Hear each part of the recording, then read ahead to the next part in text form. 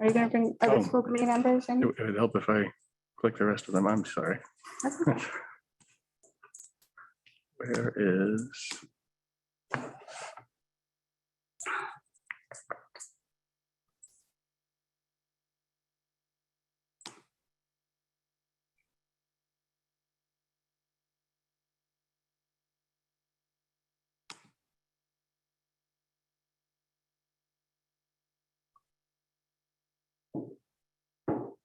I'm missing.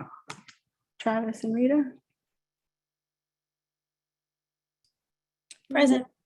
Hey, I Rita. don't see Travis back in here yet. He might be rejoining still. Okay. Yeah, I'll do this in the meantime. Okay. All right. Great. Hi, everyone, and welcome to the Little Compton School Department School Committee Special Meeting of February 25th, 2022. If everybody could please rise for the Pledge of Allegiance.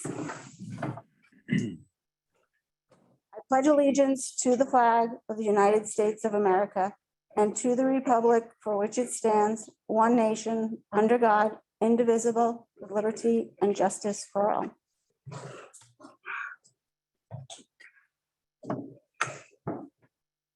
Good afternoon, everybody. First up on the agenda, we have a first read of an amended mask policy. In this policy, I know everyone, Rita and Mike and Travis, you probably just received it. It is customary that the policy subcommittee approves it first before we make it a draft, because it's not really a draft until they've approved it. So I know it's a quick turnaround. I apologize for that. Although the changes are really condensed to a few sentences and a paragraph. So unlike a lot of amendments where there's a lot of strike throughs and extra wording and changes, it's really pretty condensed in one area.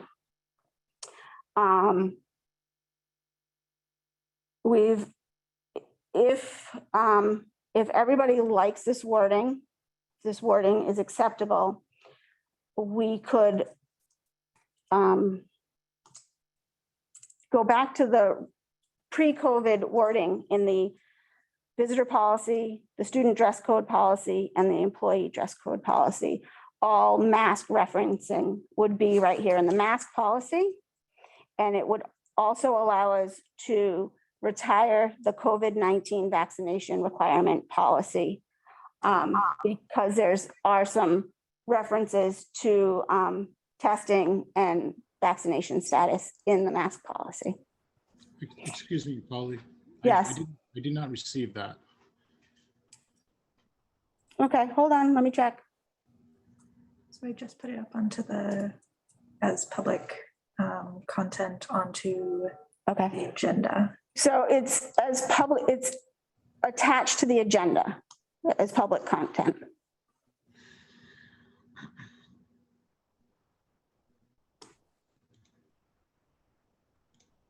So everybody that has the agenda digitally should be able to click on the icon and pull up the draft agenda.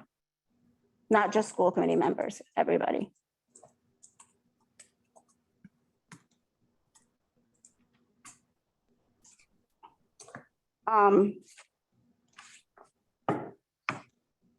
Does anyone have any comments, suggestions,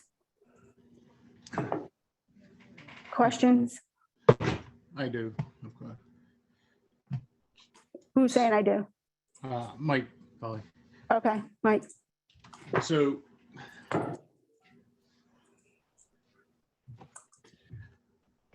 as you know, we went back and forth with some emails, but I have a concern on this,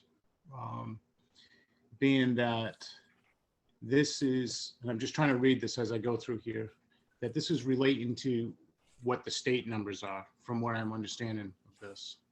Yes, What I asked you for a copy, and I asked Laurie for a copy of what our numbers are here locally.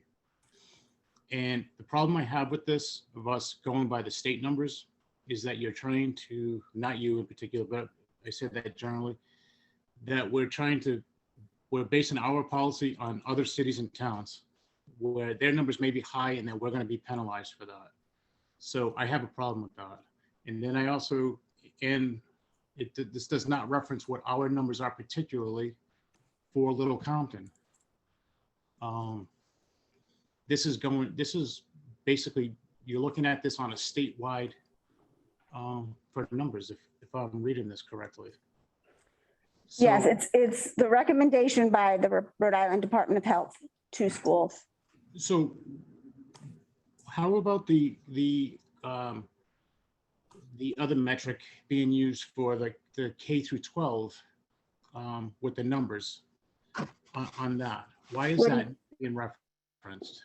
What do you mean, the K through 12? Well, because it talks about what our cases are and what we're considered, whether we're low, high, or medium as far as our transmission rate in our cases. I don't see any mention of that in there, and that's more pertaining to Little Compton because it talks about our district. Where this talks about, this could be talking about referencing, you could be talking Providence, Coventry, Central Falls, Pawtucket. You're talking about the whole state, where there's a lot more people involved, and there's a lot different scenarios. The scenarios are much different than what we have here in town. There are, and there are scenarios that are lower than us as well. Little Compton's data is difficult to capture, and with self-reporting, it's easily manipulated.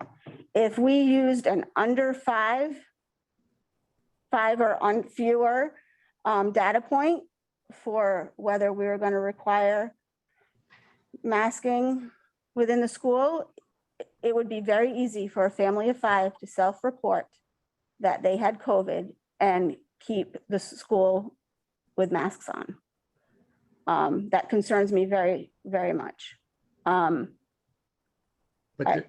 likewise, this penalizes us for cities and towns that don't do as well as us. So And that could yeah. keep our numbers above 50 a lot longer than needed by doing this. right, so the trend on the Department of Health's website is drastically falling. And we are a small community where there's a lot of people that leave town and work outside the state. And we have to consider that as well. Those people that leave town don't work in the school. They don't go, they're not attending our school. This is about our kids wearing a mask. Is part of it, is part of my concern with this. I understand, but they go home, the kids go home to those families. And Can carry COVID back to our school. anybody can carry COVID or anywhere. I understand that. We're trying to mitigate some of the risk. And we've been asking the state to give us some metrics. We've been asking, and they gave us something. And it seems very reliable. I was able to speak to an infectious disease doctor in the state of Rhode Island. And he wishes that 50 or fewer number was smaller, but he believes it's fair. He believes it's a fair metric for the Department of Health to give us. Travis and Hannah both had questions. I'm gonna give them a chance to ask some questions and you can jump in again, Mike. Sure, go ahead. Thank you. Travis? Thank you, Madam Chair. I have the same concerns as Mike.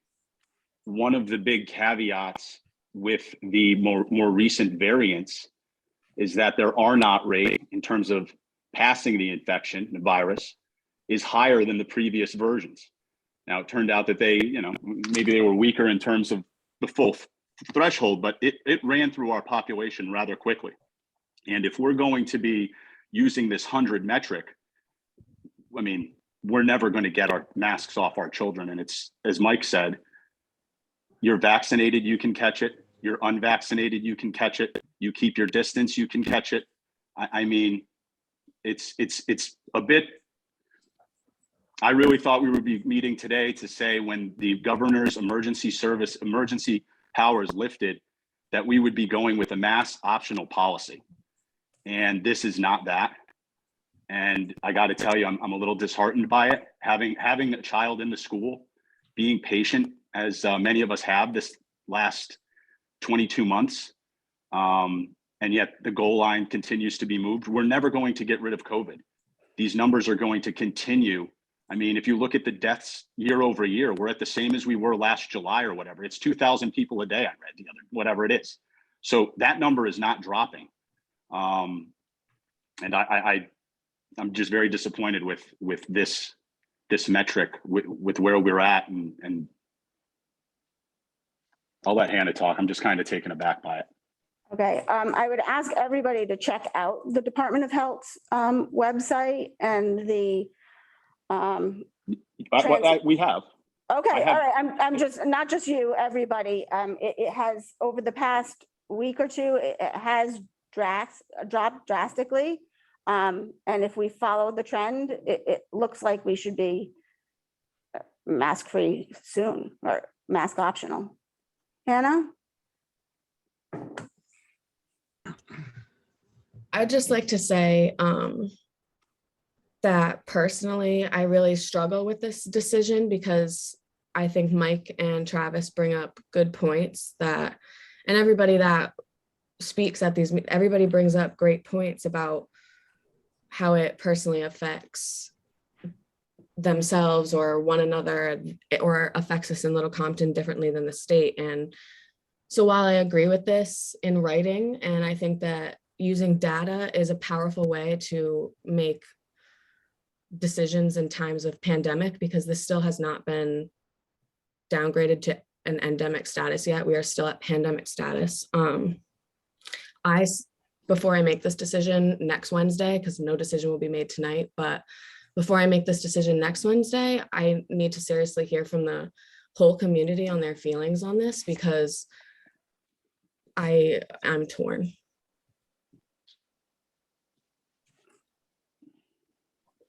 Thanks, Hannah. Travis, is your hand back up or still up? Yeah, at some point, I would just like to read a statement, Polly, because like Hannah said, I mean, I don't know if it's because I have a child in the school, but I feel as though I have been touched by a lot of parents with their concerns, both, keep the masks, let the masks go. And as Hannah stated, we're pulled in these directions. We're trying to do the best for our children, for our community, to protect our town. And that goes beyond the health of the children. It goes beyond, we don't want our teachers to be upset. We don't want to disrupt our administrators, go against the Board of Health, open up litigious, opportunities for others. So we're constantly trying to weigh what the rubric is. And I would just like at some point to read that statement. And otherwise, I would love to hear from the parents tonight prior to reading it. And yeah, that's kind of where I'm at. Okay. Just let me know when you want to read it. Okay. Okay. Does anyone else on the committee have any questions? Because Lori, you want to weigh in? Sure. I mean, and I shared this with all five of you a week ago, that we may want to consider using the county rate. And we were all waiting for the CDC to weigh in. We knew it was going to happen. And they are tying masking mandates to county rates. And it's a happy medium between the local rate and the state rate. Right now, the local rate, ending the week of last Saturday, 7 days prior, is 6 per 100,000. That still takes us to well over 100.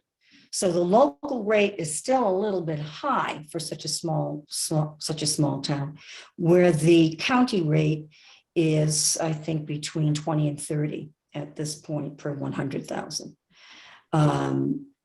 So if you do read your Friday night memo, school committee members, I did have quite a big section in there on the county data point. I don't get a vote. I can only share my views. But now that the CDC has also endorsed it, Travis makes a really good point. Is it RIDO or CDC when it comes to what is the most authoritative recommendation? And I will let the attorney weigh in on that. Is it the CDC, Attorney Clough, or is it the Department of Health on the state level? That is the most authoritative source for recommendations. And yeah, it's an interesting question. I think that the Rhode Island Department of Health is your more authoritative in the sense that the state has more legal control over the department than the CDC would. You do have federal funding where the CDC can also be looped in. But I think that RIDO is more appropriate if you had to choose between the two. Now, usually there has been a synthesis between those two departments, and we haven't come across necessarily contradicting pieces of advice. But if one were to be chosen, I think you have a decision to make whether or not the policy makes sense. And from a legal perspective, there is no clear-cut answer, but I think the Rhode Island Department of Health would, since it's closer to, in terms of legal control, to Little Compton, I think that would be more appropriate. Thank you. And going back to the county rate, as I had mentioned in many emails, Lori, it concerns me because there's not a state county rate or county transmission data. It would have to be tabulated by someone, and it leaves it up for error and interpretation. If we use Johns Hopkins or the Mayo Clinic, they themselves on their own site cite that their data is not up to date. So I would be concerned that we were not using up-to-date state data. That was my concern around county rate.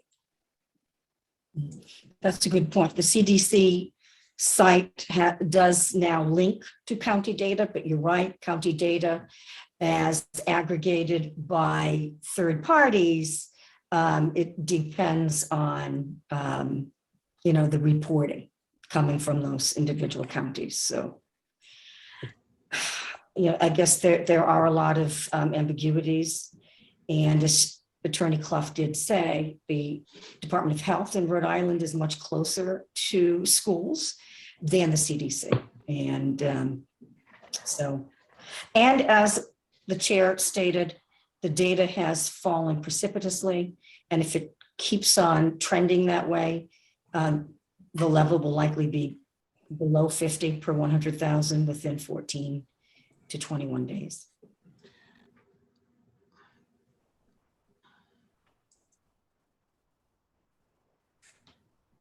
Mike, is that your hand up? Is that? Yes. Yeah, yes. okay. Yep. So number one, there's no guarantee that the number's going to be below 50 in Right. whenever. The other part of this is, when do we, recognize personal responsibility here? When do we, give the parents credit, whether, because I know there's two sides to this, and both sides have different points of view on this. When do we go back and say, listen, if you want to send your kid to school with a mask, and that makes you feel better, or that's what you think is right, why don't we let them do that? If the parents don't want the kids to have a mask, why don't we give them that option? This and not to take Travis's word there about moving the goalpost, but that's what this is. This is like dangling the carrot in front and then just keep going. I mean, come on. This is enough. We need to move on. We need to move on with this. I am definitely not in favor of going by state numbers of what's going on in Providence or somewhere else in another part of this state. Never have been. I've made that clear right from the beginning. We've had many discussions where I disagreed. Well, what our numbers are have been locally from the start on this whole thing. We've had 508 cases since March of 2020 till now. That's for the whole town. Enough is enough. We need to move on. I understand where you're coming from, and I feel like this is not moving the goalpost. We haven't had anything to go by. This actually gives us a goalpost. And I do recognize we have not had a lot of cases in Little Compton, but this is an informed decision on community public health. We are not a community that's isolated from the rest of the state. We need to consider public health for everyone, not just our school children that are, but their families and the rest of our community. I understand we're not isolated and we don't live in a bubble down here, but I also understand that as a community that we have done very well from the beginning with this. We could have been a lot worse. I've had many conversations with Laurie about this, that there's some towns that have had more cases in a day than what we've had in a week. I think we need to say, listen, when is enough? And I believe we're at that point. Rita?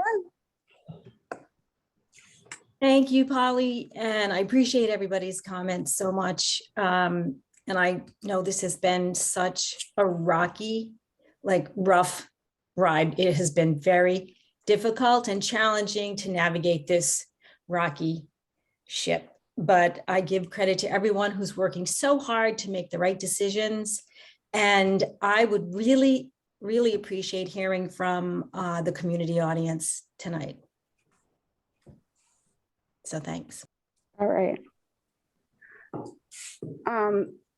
If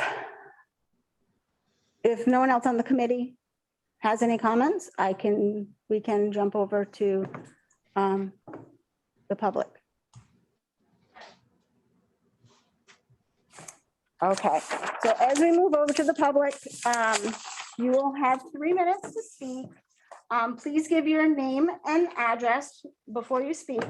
And as I did in the policy committee, I want to remind everyone that this is a public recorded meeting. There is press often in these meetings, the news stations, and sometimes when telling a story, parents often give a little too much information about their kids. And you've got your name and your address out there. So I just want to remind everyone of that so they can be a little more mindful. All right, Jonathan. We'll just go from top to bottom here. First up is Cindy Shavs. You should be able to unmute yourself. If you can state your full name and address, please. Hi, Cindy Shavs, 5 Peanuts Lane, Little Compton, Rhode Island. First of all, thank you all for being invested in this, whether you are like-minded or not. As a grandmother and as a taxpayer in this town, I'm really disappointed with some of the things that are going on at the school. I think parents need to have more of a choice. I think the wrong message is being sent as far as vaccines go. Vaccinated people can spread COVID. They can have COVID as well as unvaccinated people. So that whole thing there is sending a wrong message.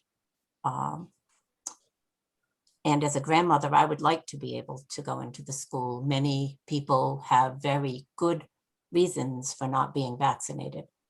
And I have very good reason for not being vaccinated. And I'm trying to stand up for those who cannot have a vaccine or their immune system will be compromised if they do. I am no more dangerous than anybody that's out there that's vaccinated. And again, thank you all. That's all. Thank you. Up next is Sarah Pacheco-Levesque. You should be able to unmute yourself and please state your name and address. Sarah Pacheco, 1 Peckham Road, Little Compton. I have a few questions, so I have my 3 minutes. Last time I asked a question and then was cut off.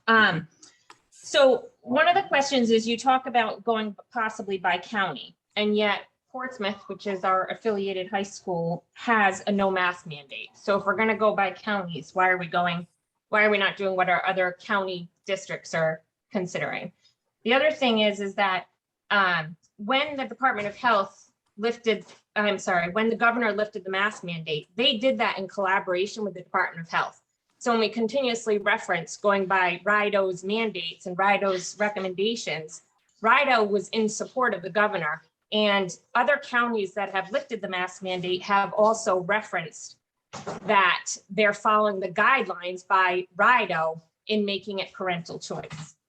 The other thing is that in talking about all of this, we're still not considering the risks of continuing to keep masks on that were discussed at the last meeting, but the mental health of the children. Okay. Again, how many times education time and learning minutes are wasted by having kids correct masks wearing? Kids with speech impediments or other disabilities being impacted by not being able to see lips moving, by not being able to see their teachers' faces. You know, I mean, look at how many kids by 12 years old, we're talking about socialization, are addicted to their phones and the risks at phones. And now we're stopping kids from being able to socialize on a true measure in the ages of 3 to 12. So we're taking socialization, which is such an important factor in life, out of every component of discussion here. Another comment, we discussed a parent survey at the last meeting. Has anything been sent out? I haven't received anything. You want to know about the public. Has anything been mentioned about the public and what most of the parents do think? Have you sent that survey out? Have you looked at that data? It's been several days. One of easily could have gone out. The other thing is you talk about immunocompromised people, and recent data has stated that immunocompromised children are not being affected by this Omicron variant right now. So we keep referencing immunocompromised. I mean, I know we're talking about personal, but I have immunocompromised family members. I will choose to wear a mask when I'm with them, and when I'm not with them, I don't. You also talk about kids coming, parents working in other places and coming back to Little Compton. Well, the only time that our kids are masked are in school. Outside of school, they're at sports. They're not masked. So what's the difference here? They're together. You're saying masks are good for 27 minutes, and yet they're with kids playing sports for 2 hours, and then they come into the school. So you have to consider all of these dynamics, and we're so hyper-focused on, I don't know what, wearing masks that you're not looking at all the rest of the details. Thank you for the time and appreciate everything you do. Thank you, Sarah. Up next is Stephanie Cavanaugh. Same thing, if you can unmute yourself and state your name and address, please. Hi, Stephanie Cavanaugh, 63 Old Stone Church Road. I did just want to discuss that as of February 24th, 2022, 16 school departments have switched to mask choice.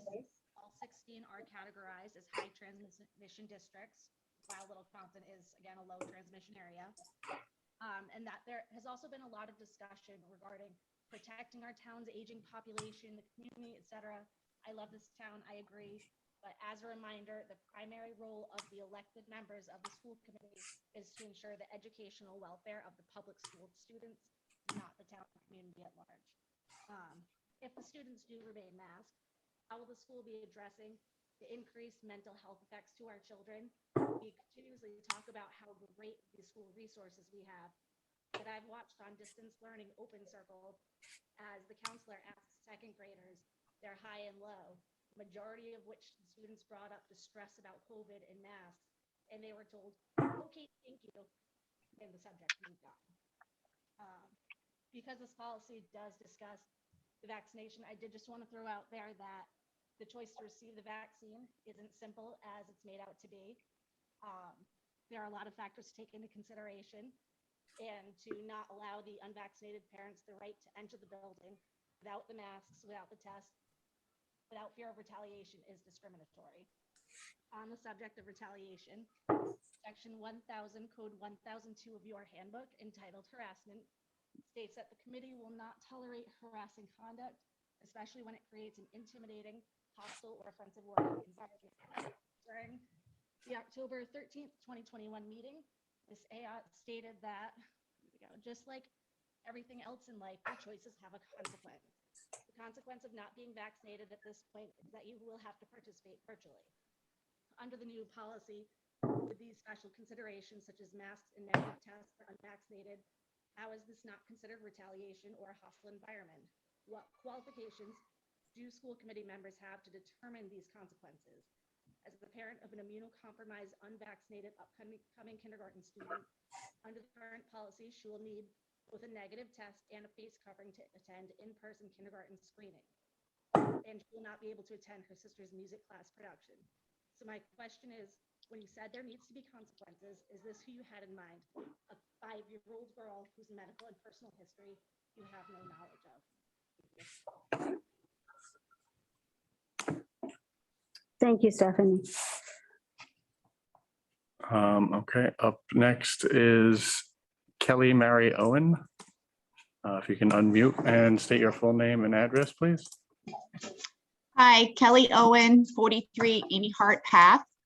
I have a 7th grader at Wilbur. I have a 9th grader at Portsmouth High School, and I have a daughter who's a freshman in college. And I just, I applaud you for trying to make the right decision on moving forward, but I think the metric you're using is not the best metric on a weekly basis, looking at if rates are, above or below 50. And I think where Portsmouth High has removed the mask mandate or made a mask optional, like Sarah said earlier, the kids they can go to Target, the movies, a restaurant, a sporting event, they're hanging out with their friends without a mask. And to think by having a mask on at school is really going to change anything. And also the data at best is mixed on the efficacy of masks. If you look up on the FDA.gov under surgical masks, it states if worn properly, helps block large particle droplets, splashes, sprays, or splatters that may contain germs, viruses, or bacteria. While they may be effective in blocking splashes and large particle droplets, a face mask by design does not filter or block very small particles in the air that may be transmitted by coughs, sneezes, or certain medical procedures. So also, not all provide complete protection from germs and other contaminants because the mask is loose fitting versus the face and the mask. As you know by now, the coronavirus is a respiratory aerosol virus, and aerosolized viruses can remain in the air for up to 3 hours. If it is made up of very small, fine respiratory droplets and aerosol particles. So these masks, if worn properly, might provide some protection, but it really doesn't, especially when these kids are off hanging out with friends, going to sporting events, going to the movies, going to restaurants. And I just really don't think that that is the right approach to take. It's really, you have to move with the times. And then just to quote the new CDC guidelines, which just came out today, counties with fewer than 200 new COVID-19 cases per 100,000 in the past week are considered to have low COVID-19 community levels. And also, all COVID cases are not the same. You can have asymptomatic COVID viruses.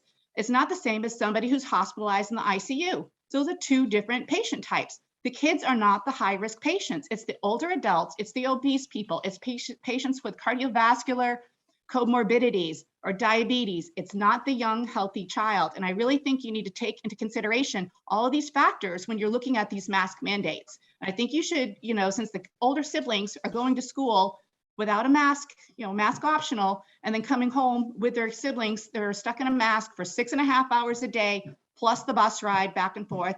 I just About think 20 seconds. That's all I have to say. I would love to hear your comments and what data you're looking at on masks or what kind of mask you're mandating, because unless they're wearing a N95 fitted mask, you're really not getting the protection you think you're getting. Thank you. Thank you, Kelly, for your comments. Amanda Morton, if you can unmute and state your name and address, please. Amanda Morton, 20 Pottersville Road. I just wanted to comment in regards to the new policy that you want to put in. So I have a second grader who's not vaccinated. So I'm going to send my son to school according to your policy.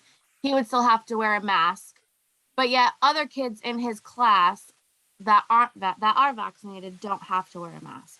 So what kind of message is that sending to my son? To me, you have a policy that says you guys don't discriminate, there's no discrimination, but how do I explain to an 8-year-old that he's not wearing a mask because I chose not to get him vaccinated? That's not a conversation that I should have to have with an 8-year-old. And not to mention, I have an 8th grader and then a high school student who's going to be going mask optional. So I just don't feel like this policy that you wrote is going to do any better than the policy that we have in place now. It's going to cause more issues for the kids, because then the kids are going to feel, they're going to feel singled out and left out. And then it's put on the parents' laps because we chose not to get them vaccinated for certain reasons. So I think this policy is, I don't agree with it at all. I'm actually very disappointed. It should be mask choice. The parents should have a choice. That's it. Thank you. I just want to clarify. I don't know if everyone knows that they can go to the agenda and click and see the policy. I want to clarify that the policy says no student or vaccinated person entering the Wilbur school. It is, if the transmission is above the 50 per 100,000, it would be, according to this policy, it would be mandatory masks in the school. If it is below, it would be masks optional in the school during the school day, regardless of vaccination status for students. For students of the school, it's a one way or the other. It's not, if it gets below and you're not vaccinated, you've got different rules. The rules will apply to all the kids evenly during the school day.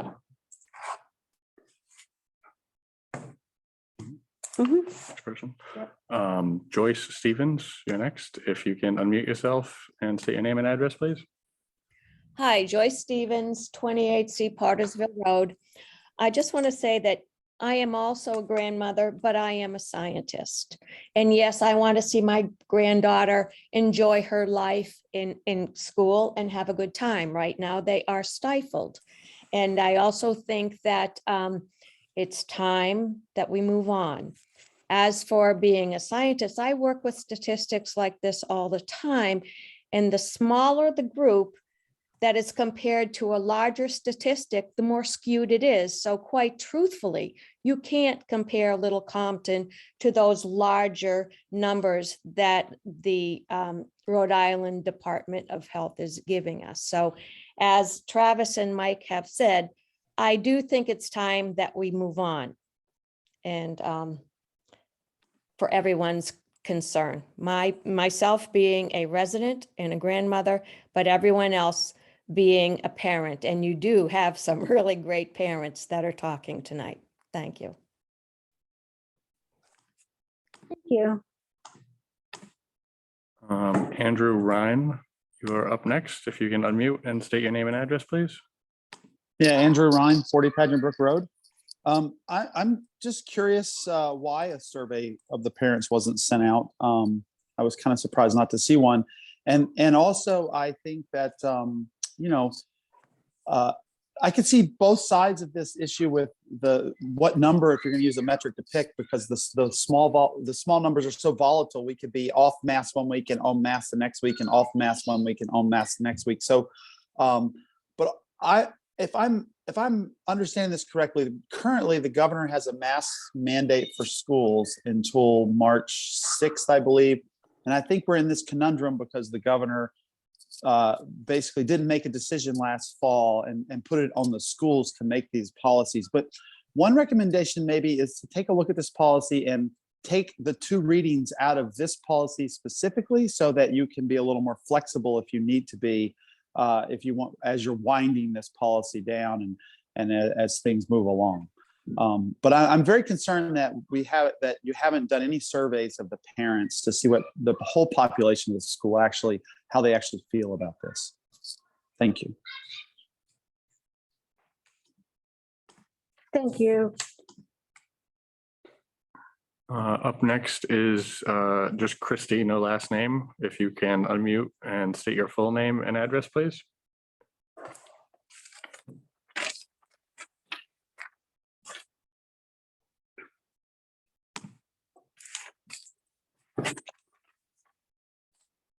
Can you hear us? I guess, can we hear you is the better question. Nothing yet.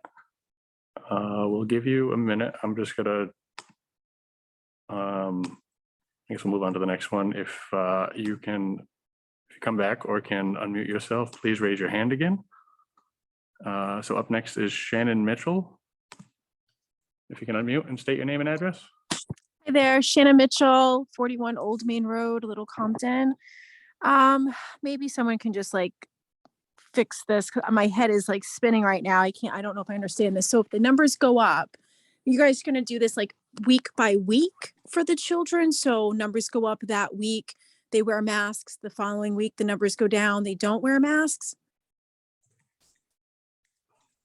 So how the superintendent would like to proceed with the dashboard from the Rhode Island Department of Health will be up to her. I'm assuming she'll do it weekly rather than daily. The rate does change daily for the past 7 days. But in the policy, we have left it up to her as to how she will make that call. Yeah, I can't imagine doing it daily. We get an email every morning saying, hey, your kids don't have to wear a mask. That's outrageous. Right. I think that the mask choice is the only way to go. And, you know, Jameson has been at a private school now for 2 years and, you know, he's not vaccinated. He hasn't worn a mask since August of this year, or I'm sorry, of last year, I should state. And I can't imagine him going to kindergarten at Wilbur right now, having to wear a mask. Like, the poor thing is going to be so confused. Right now, I can't even go in with the policy the way that it is regarding vaccination. And I don't feel comfortable sending him to school for a kindergarten screening, and I can't even attend. I mean, that's such a big moment. I don't know what you guys are going to do. I just really hope that you really put into consideration what the parents are feeling, because I know so many are feeling the same way. And I just want to touch base. You know, the comment was made about, you know, somebody wants to hear what the community has to say or what their thoughts are regarding our children with masks. If you don't have children, you don't have a community. And that's just facts. And I keep on going to the school and I talk to my boys daily and I'm like, what happened to such and such, or what happened to this kid? And more these parents are so fed up that they're pulling their children. And I think it's such a shame, because those teachers at Wilbur McMahon are some of the best that I've ever seen. And I've lived in big cities and small towns, and so I can attest to that. And I just hope that you start to listen to the parents so we can resolve this and move on. Thank you for your time. Thank you. Up next is Chartier. If you can unmute and state your full name and address, please. Kimberly Chartier, 9 High Meadow Road, Little Compton. Thank you. I just wanted to have the numbers broken down further for everyone, just in case they're not realizing that when you talk about what you're going to base wearing the mask on a weekly basis, that 50 per 100,000 cases in a town like Little Compton that has 3,500 people means that if more than 3 people town-wide test positive in a week, it's mask on. So with that being said, I can't see how we're ever going to get out of wearing masks. Thank you. So just to clarify what the policy says, it's state data. So we would not be using, some people do want to use town data, but we're using state data. So right now, I can't remember what it was, 137 maybe. Per 100,000 is the transmission rate. Down from yesterday, I think it was 170 something. It is falling pretty substantially. So that's another reason why I don't think using town data is wise. Thank you. Up next would be Heather Aubuchon. If you can unmute yourself and state your name and address, please. So this is actually Scott Aubuchon, 94 Long Highway. So I got a couple points. One, I totally agree with Mr. Audie and Mr. Roach on this. I think they're doing a great job pushing this and trying to make the right decisions here for our kids. So again, I guess we have this weekly testing, and for the longest time we were getting emails saying that we had a case in this class or a case in this one, and we didn't say who it was, but we were throwing that out there. I haven't seen any emails come out with positive cases amongst our children over the last 3, 4, 5 weeks. And yet we still have a mask on our kids. You look at all the numbers in the state, it's going down, but I don't want to wait for the city of Providence or Cranston or Johnston to get to a lower number. We're 250 kids in the school. Our kids are off doing all kinds of stuff, like everyone's, a couple people have said, they're playing sports, they're playing with their friends, has nothing to do with what the school. The chairperson, Ms. Allen, said, this is about our community. This is the only place in the community that we have to wear a mask. I bring my kids over to Lee's and we're going in the store, we're not wearing a mask. That's our community. We go over to, any place and within the community, we don't have to wear a mask. This is the only place. So who are we protecting? There's 250 kids there that get tested every week. Put a number in there that if we go over 25% of the kids get sick or something, then put the mask back on. Have the teachers tested every week. It should be as simple as that, but we're looking at numbers from a state that we mean nothing to this state. We're so small, but yet we're gonna put a mask mandate and tie it to everyone else in the state. We gotta be smart about this. We're tired of our kids wearing masks like this. It's not good for them. Emotionally, physically, they need oxygen. You put that mask on, you can't breathe, okay? You're supposed to wear it so you can't blow out a candle. You're not getting the oxygen you need. Come on, we gotta be smart about this. It's time to take the mask off. Make it a decision by the parents. Parents are responsible. If our kids are sick, we won't send them to school, or else if we don't know they're sick, they get tested. But let us make the decision. There's no need to keep us mandating our kids to have masks on in the school. Thank you. Thank you. I would like to say that all kids do not get tested. It's not the whole student body getting tested.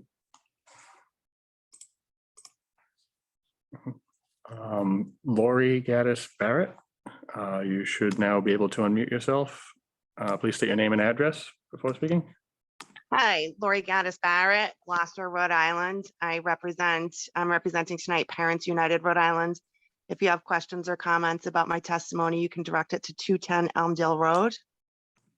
So and I'm grateful for the opportunity to speak. I've heard the heartfelt parents and I can see the responsiveness in Mike and Travis. It's very gratifying.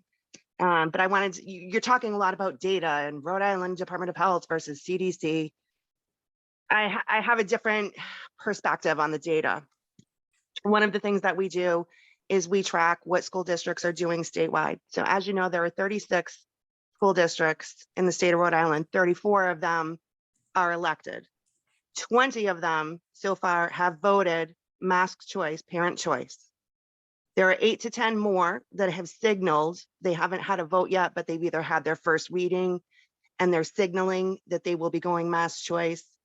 There are 2 districts without elected officials that have signaled that they'll be having a mask mandate. Of course, those are the ones that are controlled by Angelica and Fonte Green.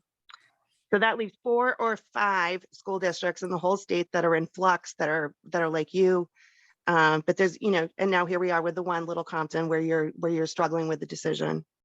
Some additional data, your school committee seems to be made up of 5 members. 3 of you are up for re-election in 2022. I wanted to let you know that 2 parents have already reached out to us for more information about training and funding on how to run for school committee. And the greatest concern that we're hearing from them is the mask mandate and having a school committee that's friendly to parents. And Mike and Travis, you may not have heard, I did speak at the last policy subcommittee meeting.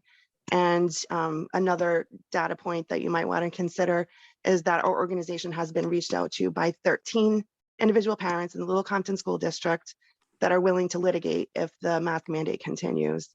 So it's a hard decision. Everybody understands we need to be compassionate for the people that want to continue masking. A mask choice policy will not limit those people that want to continue masking.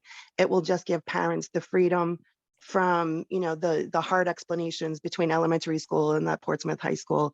And your parents are amazing, amazing people.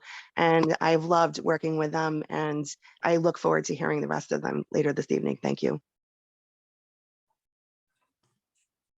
Thank you. Up next would be Kristen O'Mara. Thank you. If you can unmute yourself and state your name and address, please. Sure, this is Kristen O'Mara. I live at 102 Burchard Avenue. I do not have children. I do not have children in school. I am a healthcare worker. I work with children, and I will advocate for them. They need to be able to remove their masks. I see it, and I'm very disappointed in how this town is handling this. Thank you. Thank you. Next is Matt Nicole. If you can unmute yourself and state your name and address. Hi, Matt Nicole, 40B Old Main Road. I heard somebody earlier talk about 250 kids in the school. I'm pretty sure that we've lost on the order of 10 to 20% of the school this year already. So I think that should be something that we kind of like update our models about what's going on. The other thing is, if and when that survey goes out, to prevent skew of the responses, I would highly recommend that you ensure you include all of the parents who have removed their children from the school already. I'm sure you can probably guess where their opinions are, but you should include them in any data set when you eventually try to do that. Thanks. Good luck.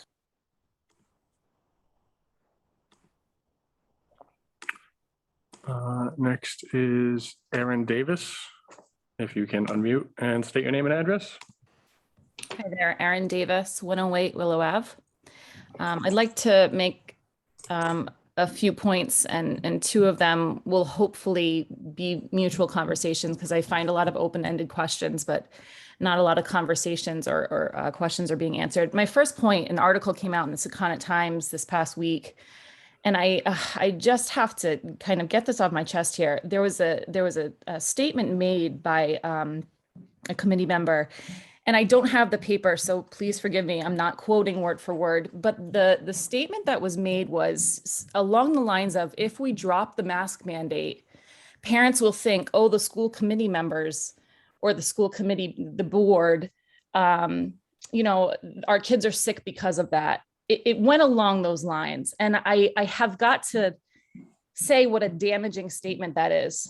As a mother and as an educator, we all know that with COVID, I'm sure that we all know a lot of people that have had it.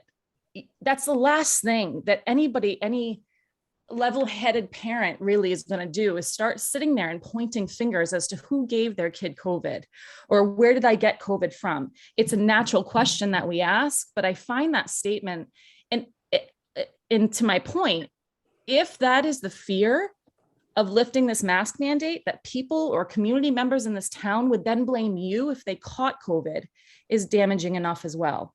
I would hope that no one in this town would ever act like that.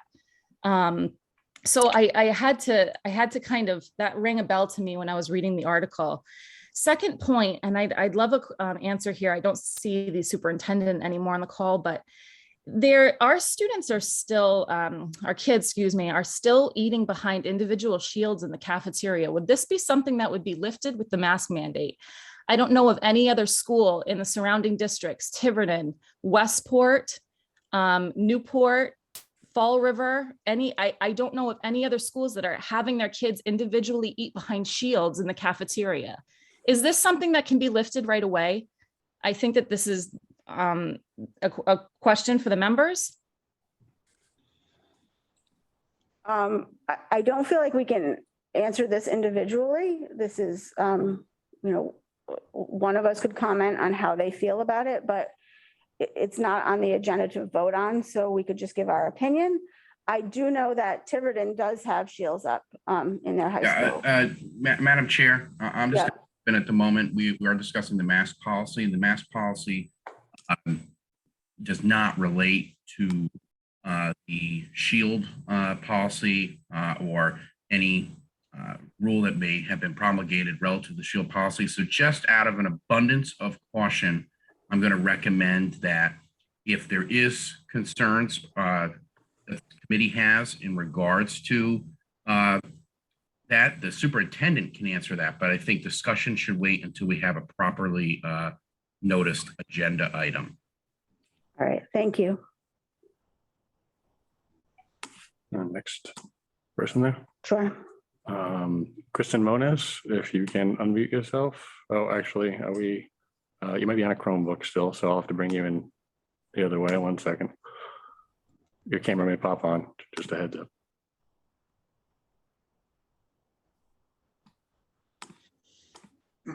Can you hear us? Hi, can you hear me? Sounds good. Sorry about that. Hi, this is Kristen Moniz, 208 Long Highway, Little Compton, Rhode Island. Obviously, I've been on these meetings before. It is no secret that I am against the mask mandate. I think it should be mask choice. I think all of the other surrounding communities, including Portsmouth High School, Middletown, and huge school districts, 17 of which I stated at our last meeting, are all going mask choice. So I believe our school district should be able to go mask choice. From working at Wilbur McMahon School, I know that a very large population of staff and students get tested weekly, and the school is kind enough to provide that so people can do that. I also know that vaccinations are available to everyone. Masks can be worn for those who choose to wear them. N95 masks can be chosen to be worn if they would like to wear them. The school has excellent ventilation. The school has the lowest class size in the state. The school has stable pods, and 100% of the staff at Wilbur McMahon School is vaccinated. So I'm not sure why we cannot get rid of this mask mandate. And I am very confused as to how we are going to tell our children that their brothers and sisters are going to school after whatever date that is, that they're going to have to get to be unmasked. I myself, I work in another school district just across the water, and I am going to be able to be unmasked with no proof of vaccination or any other requirements. So I believe that Little Compton should listen to the families and all of the people who have been speaking every single meeting about the mask mandates. I also am very confused as to why this is under a mask policy when we also add in testing and all these different things for visitors.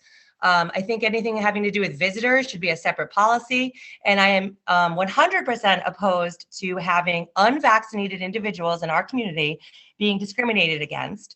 And you're offering testing, which is great, I guess, but are you going to be willing to test each one of our unvaccinated family members, grandparents, aunts, uncles, et cetera, at the door every time you have some type of event that's going to be happening at the school? I also think it's a privacy issue, and I think it's extreme discrimination against people who are choosing to be unvaccinated, and it's over the top and it needs to stop. Thank you. Thank you.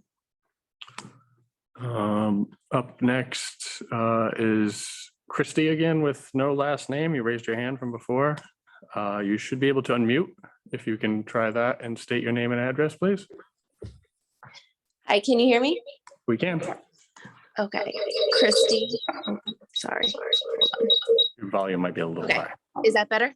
That's good. Okay, Christy Salamito, 18 Secana Trail. Okay, so the proposed policy, you said to go back and look at it. The second part of it says an unvaccinated person, including those over age of 5, entering the school during school hours or a school-sponsored event must provide a negative test taken no more than 24 hours prior to entering the school and wear a face covering at all time, regardless of the state of Rhode Island's COVID-19 state transmission. So you just said that we didn't read it right and that if masks are gone, they're gone, but that's not what that says. So I'm a little confused there. I don't know if you could maybe clarify that for me. Am I reading it wrong? So those are for non-students. So not a student entering the school during a day. This is for like special events, either within the school day or after the school day. Okay, because it doesn't say anything about it being a student or not a student. So I was just a little confused about that. Okay, so basically I feel that it's discrimination. Little Compton has worked so hard on equality and rights for all. And I just feel like my right as a parent doesn't matter at all. You want the school to be a safe place for my children, and there's no way that this will not cause bullying, on top of you causing a huge divide in a town that is supposed to be so welcoming and such a small town feel. Like you come here, you go to the town center, it's such a beautiful place. And I feel like the whole town is just getting divided by this. Masks are stunting our children's health, learning, social and emotional growth. The vaccines don't stop the transmission. So just with that being said, I think parents should be able to make the choice for their own family and their own children on both matters, masks and vaccines. And I just want to state that I support everyone in Little Compton who chooses to continue masking and chooses to vaccinate their children. And I'm just asking for that same support coming back to me as a parent. And I realize that it could be like really hard to go back to normal, but we just can't hold our children back any longer for fear. It's just time to move forward. And this is not our children's fight to fight. Like it's been on our children's backs for too long, and it's just not fair. Thank you. Thank you. Up next is Christine Oliveira. If you can unmute yourself and state your name and address, please. Yes, Christine Oliveira, 49 Long Highway. Just a couple of things. So one of the things that I do have choice over right now is the testing of my children attending school. So I'm a big researcher. I did my research and I opted out of the testing because of what the swab represents. I feel that instead of just getting rid of things, it just keeps going, oh, well, we can loosen this up, but then you have to do this. So if you're unvaccinated and you want to see your children's teachers, you can enter the school, but we're going to stick this thing from China with Lord knows what up your nose. Like, where does the common sense? Like, if I'm sick, I'm not going to come to the school. Just as if my children before COVID, if they're sick, if they have a fever, if they don't feel good, they're not coming to school. I don't know where all of this is coming from. It's not protecting anymore. It's like, it's controlling. I feel it that way. My children feeling that way. And it's not acceptable. It's discrimination. It's going into our privacy. Will not come to the school, obviously, if we're sick and have symptoms. Like, let us do the right thing and be adults here. Secondly, with all the research and data and everything that you recently, Polly and Superintendent mentioned, as far as, Rhode Island and the numbers, and I would like this question answered because I'm hearing a lot of questions and no answers. Has anyone researched the data and the effects of mask wearing on these students and what it's doing to them. And I'm asking this because they're not wearing N95s. They're wearing cloth paper masks that have been proven to do nothing. We all recently had the bout, lots of people getting sick in town from kids, students, happening in the school. Masks obviously aren't working. So my question is, who of you have done the research in these 2 years where these children have been forced to wear these coverings? Who's done the research and where's the data on the damage it's doing to them? Anybody? I have a great article on masks that I can send you. Please do. Thank you.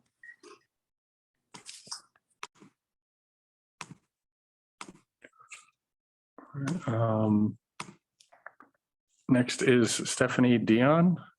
If you can unmute yourself and state your name and address as well, please. Hi, yes, Justin Dion, 24, Amy Hartpath. To the school committee member there who wanted to hear from the community, I really hope that you're hearing parents tonight. As far as the numbers go, nobody's really talking about the fact that these kids aren't getting sick from this, regardless of what transmission rate is. This mask mandate being tied to transmission numbers, it really doesn't matter when the kids aren't really affected statistically speaking. So I really think that this just needs to go to parental choice. If you want to send your kids to school in a mask, you have that option. For those of us who don't want to do it, regardless of what state transmission numbers are, county transmission numbers are, it needs to be our choice. And finally, I just want to say something that's really been bothering me. Earlier this week, a Facebook post was made by a young man in town who claimed without proof that school committee members were being bullied and attacked. If there is proof of such attacks or bullying, it should be made public and dealt with accordingly. I'm all for debate, I'm all for dissent, but it must be done within the confines of the law and polite society. That being said, the language of, quote, bullying and attacks can be used to justify the shutting down of debate and dissent. We've already seen all over the country parents being dragged out of school committee meetings by police. We've seen the Department of Justice go after dissenting parents as quote unquote domestic terrorists. I'm not saying that we're there yet, but accusing parents without proof on a public forum of quote bullying and attacking school committee members is certainly a step in that direction. If nothing else, it works in effect to paint parents who disagree with the school committee members as bullies and persecutors in the eyes of the broader community. Opposition, dissent, and debate is not bullying, attacking, or harassment. I'll ask that if school committee members have been illegally bullied, attacked, harassed, or intimidated, they please provide proof of such occurrences or at least state for the record that it isn't happening so that parents can feel free to voice their opinion and discontent without fear of further ostracization. Thank you. Thank you for that. I can say that I have been bullied, harassed, and threatened to the point where my children are worried for my safety. One of them even wants to return home from college because they are so worried about me. I have let the attorney know this is not the forum for me to out these people. It's not the place, but it is happening, and it's happening on a very real level.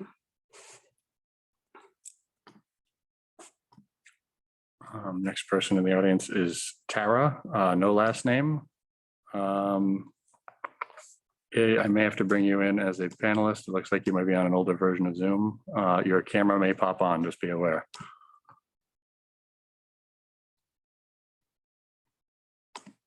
And you'll still have to unmute yourself.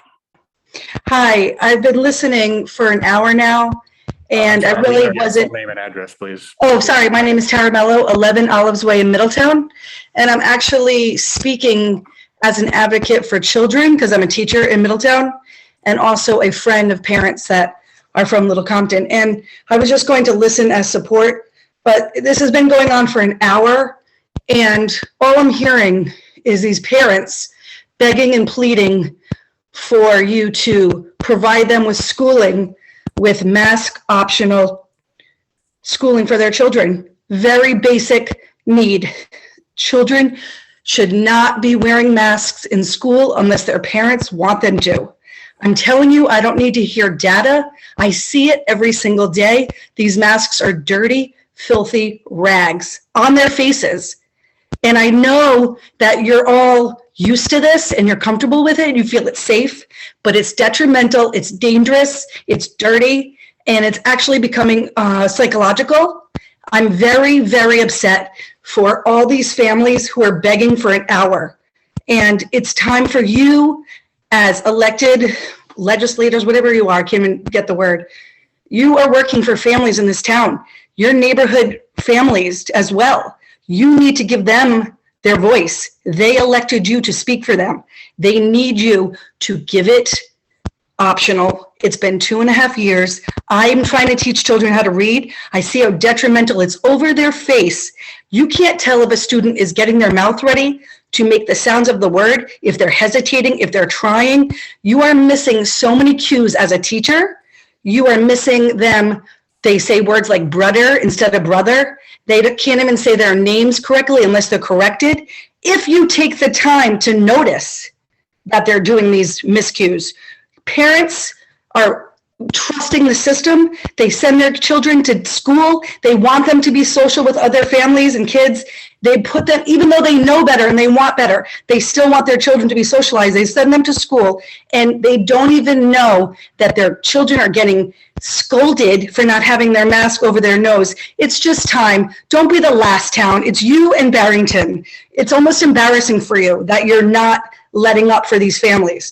I know you're afraid. I was afraid too. We all wiped down our groceries, let up, provide choice.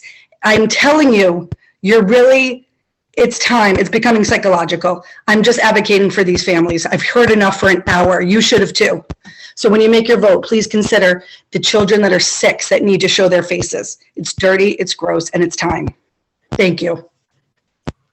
Thank you. I would also like to say Tiverton does have a mask mandate in place as well. Next in the public is Rich Southwell. If you can unmute and state your full name and address, please. Hi, my name's Rich Southwell, and I live in Gloucester, Rhode Island at 677 Putnam Pike. I am the lead plaintiff in the school masking lawsuit that continues to make its way through the Rhode Island Superior Court. And I just wanted to share a couple of items as you make your decision based on the experience that I had in the courtroom going through the preliminary injunction hearing. It's very tempting, and the Department of Health desperately wants to manage, and I think we all want to manage, to zero COVID. But there's a cost associated with that. And it was brought out in our lawsuit, and that was the finding of irreparable harm. Certain legislators in this state have tried to convince people that it was some irreparable harm, as though there was some sort of a degree. There is no such legal distinction for irreparable harm. These are things that have happened to our kids, developmental milestones missed, events missed, time lost that they will never get back. We'd also love to have a bright line metric for managing to zero COVID, and that requires data. And you guys are talking about which level you'd like to do that at, whether it's at the town level, the county level, or state. It's your community. Obviously, you're going to have that discussion. The one thing that we learned through the hearings on the injunction was that the data for the Rhode Island Department of Health is anything but infallible. It was riddled with holes. We were given a stack of their weekly reports that they go through as they were making their decisions. Data was wrong. Data was removed. Data was restated. Modeling results were awful. Some of those models were discontinued because they were so inaccurate. So the idea, as tempting as it is, to put it into Rido's lap and say, well, we'll just depend on their data at whatever level you choose, is a dangerous thing. So that's the so-called benefit of our experience with that lawsuit. As I said, it continues to go. But I'm happy that local communities are now able to at least make their own decisions. And yeah, I heard the comments about the bullying, but I have to say, I've been on this call for an hour and it has been incredibly dull to listen to because everyone has been so civil. So I wish you best with your decision, and hopefully you just take the mask off the kids and just let the metric go. Trust parents to make the right decision. Trust yourselves to get back into session if something changes and you need to make a change because there is an outbreak somewhere else. But trying to rely on a bright line metric based on RIDO data is tempting, but I don't think it's going to take you where you need to go, and it's not the best thing for your kids. Thank you. Thank you. Up next is Wendy, no last name. If you can unmute yourself and state your full name and address, please. Hello, can you hear me? We can hear you. Yep. Great. Hi, I'm Wendy Fuller. I live at 35 Old Farm Road. Thank you. And hi, thank you for hosting this meeting with us. I just wanted to talk a little bit about this language in your proposal with the unvaccinated people. I think is extremely discriminatory. I think it's serves no purpose really other than to just maybe make life more difficult for people who are unvaccinated. That's really my biggest problem, other than, I would love to see the masks go. Thank you.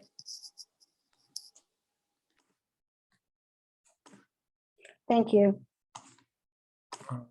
And next is Kat Wardell. If you can unmute yourself and state your name and address as well. Hello, everybody. I'm Kat Wardell at 64 South of Commons Road, and I am just another concerned parent here that would like to voice my support to have a mask choice option in our schools. I think our kids need to see smiles. I think we all need to see smiles and have the good times come back to go to school. So that's my 2 cents, and I hope you guys make a good decision for our kids. Thank you.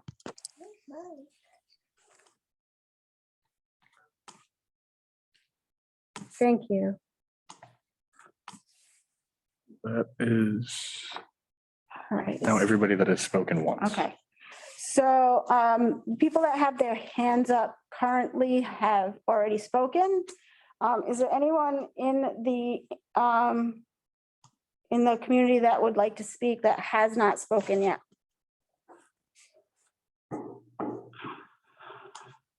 Looks like we got a couple hands going up here.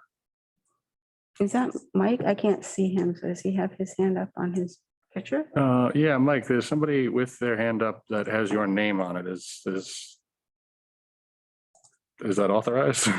Are you? Yeah, that's my wife using my other computer. Understood. Well, then we'll start from the top down here. There's a couple hands. Let's make sure. Karen Carroll, you should be able to unmute yourself. If you can state your name and address, please.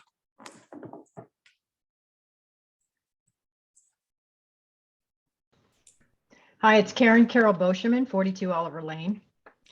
I just want to say, when I heard that Portsmouth does not have a mask mandate and the size of that school compared to Little Compton, I mean, that's really disheartening that Little Compton is still having a mask mandate. You think of all the students in the hallways there and how packed that school is. What data are they using? I mean, that needs to be really considered.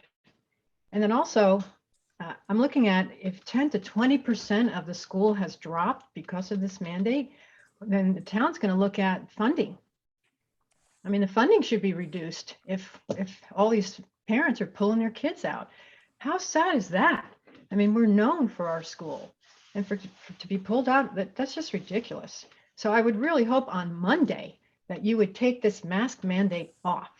And also on the news last night, it talked about how these children from COVID from the last 2 years are having speech impediments, which is Tara had spoken about. They're having speech impediments because of the masks. They need to be removed. Thank you.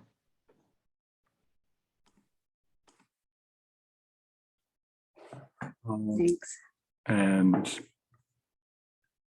not Mike Rocha. You should be able to unmute yourself and state your name and address, please. Hi, Cora Rocha, 114 Colebrook Road, Little Compton. Thank you.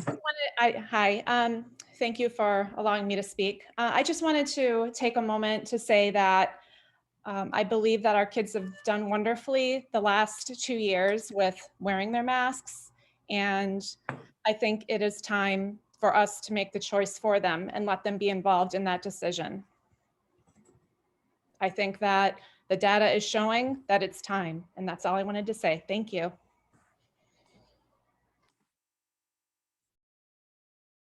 Thank you.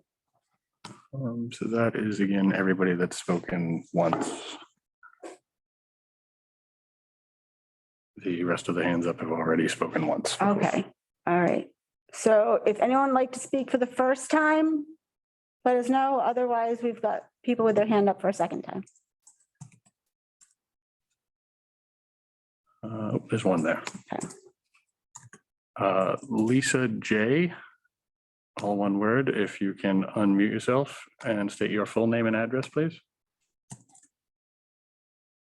Hi, my name is Lisa Cormier, 1465 R Crandall Road in Tiverton. My daughter is an out-of-district student at Wilbur. I just want to say that there's been a lot of really great points brought up about lifting the mask mandate, and I agree with all of them. Thank you.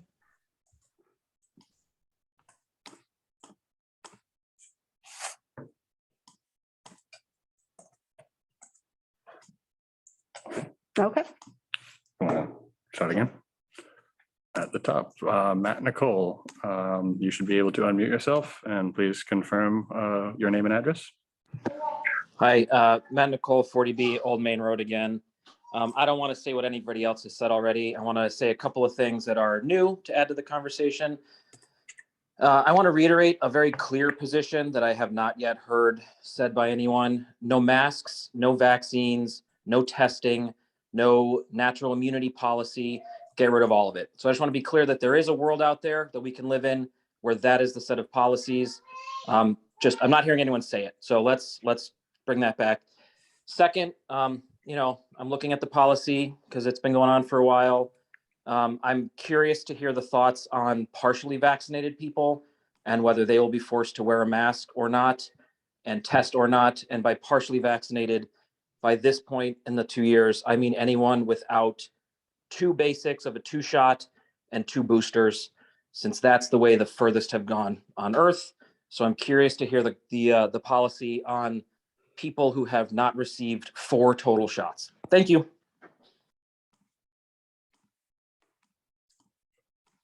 Thank you. Okay, there is another new name up, Jack Shavs. If you can unmute yourself and state your name and address, please. Hi, my name is Jack Shavs, who lives at 344 Long Highway. I would just like to support the mask choice policy. That's really what it should be at this point. It's been way too long with masks. Thank you.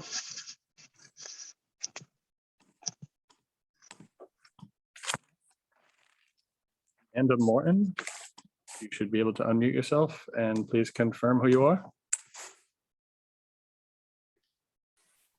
Ryan, yeah, Amanda Morton, 20 Pottersville Road.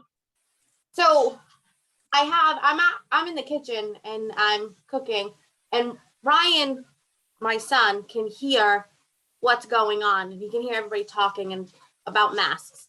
So I asked him, I said, buddy, how do you feel about the masks being worn in school? Now he's in 2nd grade. They're annoying. Do you think that do they help you? No, not really. I don't like them. Can you hear your teacher talk? A little bit, yeah. Is it hard to hear her, or can you hear her clearly? Hard a little bit. Hard a little bit? Mm-hmm. Yeah. How would you feel if you got to not have to wear a mask anymore? Better. See, so there you go. You got a 2nd grader who's giving you his input, which is something we haven't had yet, is an actual kid in the school. You know, he might be 8, but he's also been affected by COVID since kindergarten. So there's a little bit of input from a kid who's actually experiencing this and going through this. That's all. Thank you. Thank you. Up next, Sarah Pacheco Levesque, you should be able to unmute yourself and please state your name and address again. Sarah Pacheco, 1 Peckham Road. Thank you. I know at the last meeting too, it was discussed that there was the silent group that was for the masks. And, you know, like we're all here taking a risk to go against a policy. No, you know, Rita, you had asked what the parents feel. Not one person has spoken up here today for the masks. Not one person at the last meeting spoke up for the masks. You know, so again, it's more of a risk for us to go against policy than it is for someone to speak on behalf of a policy. And no one's here saying it that way. So I'm not saying that there isn't a silent group, but they're not making their needs known or their wants known. And obviously it must not be important enough for them to do that. Again, more of a risk for us to take the chance to go against policy.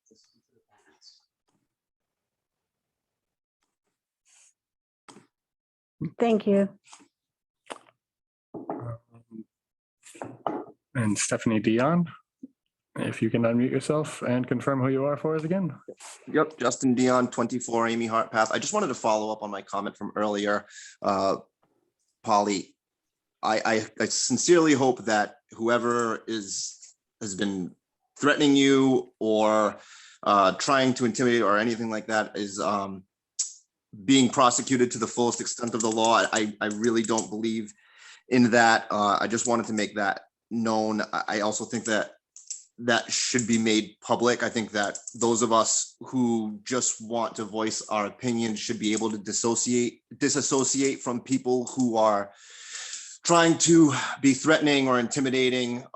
It's not good for our cause. And I wanted to say that. I sincerely hope that nothing, that they're prosecuted and made an example of, to be quite honest. The other thing I wanted to say was, I completely agree with, I think it was Matt Nicole who spoke that on top of the mask requirements being lifted, really all of these COVID mitigation, quote unquote, things need to be done away with. The dividers in the lunchroom, the distancing between kids, that, they have to sit at tables with 4 or 5 kids as opposed to a full table. They're not allowed to, or they're discouraged from, talking to each other and just yelling and screaming and doing what kids do in lunchrooms. I know my kids have complained about that multiple times, or having to eat lunch outside when it's 20 degrees out. I mean, all of this stuff needs to go away at this point. We're done with it. Everybody's done with it. And that's just my 2 cents. Thanks. Thank you. Thank you for your comments. Couple more here. Kristen Moniz, we'll bring you back in again the same way we did it last time. You should be able to. Hi, I don't have a comment. This is Kristen Moniz, 208 Long Highway, Little Compton. I don't have a comment. I have a question for the committee. What other school districts in the state of Rhode Island are forcing parents to show proof of vaccination and or be tested in order to enter the school? I would like to know if we know the details on that, because I know there are schools that are putting limits to reduce the amount of people in the school building, but I have not heard of any that are requiring proof of vaccination or proof of testing at the door. And I was wondering if there could be some insight as to why Little Compton, with its small numbers, feels that that's important at our small community level. Thank you.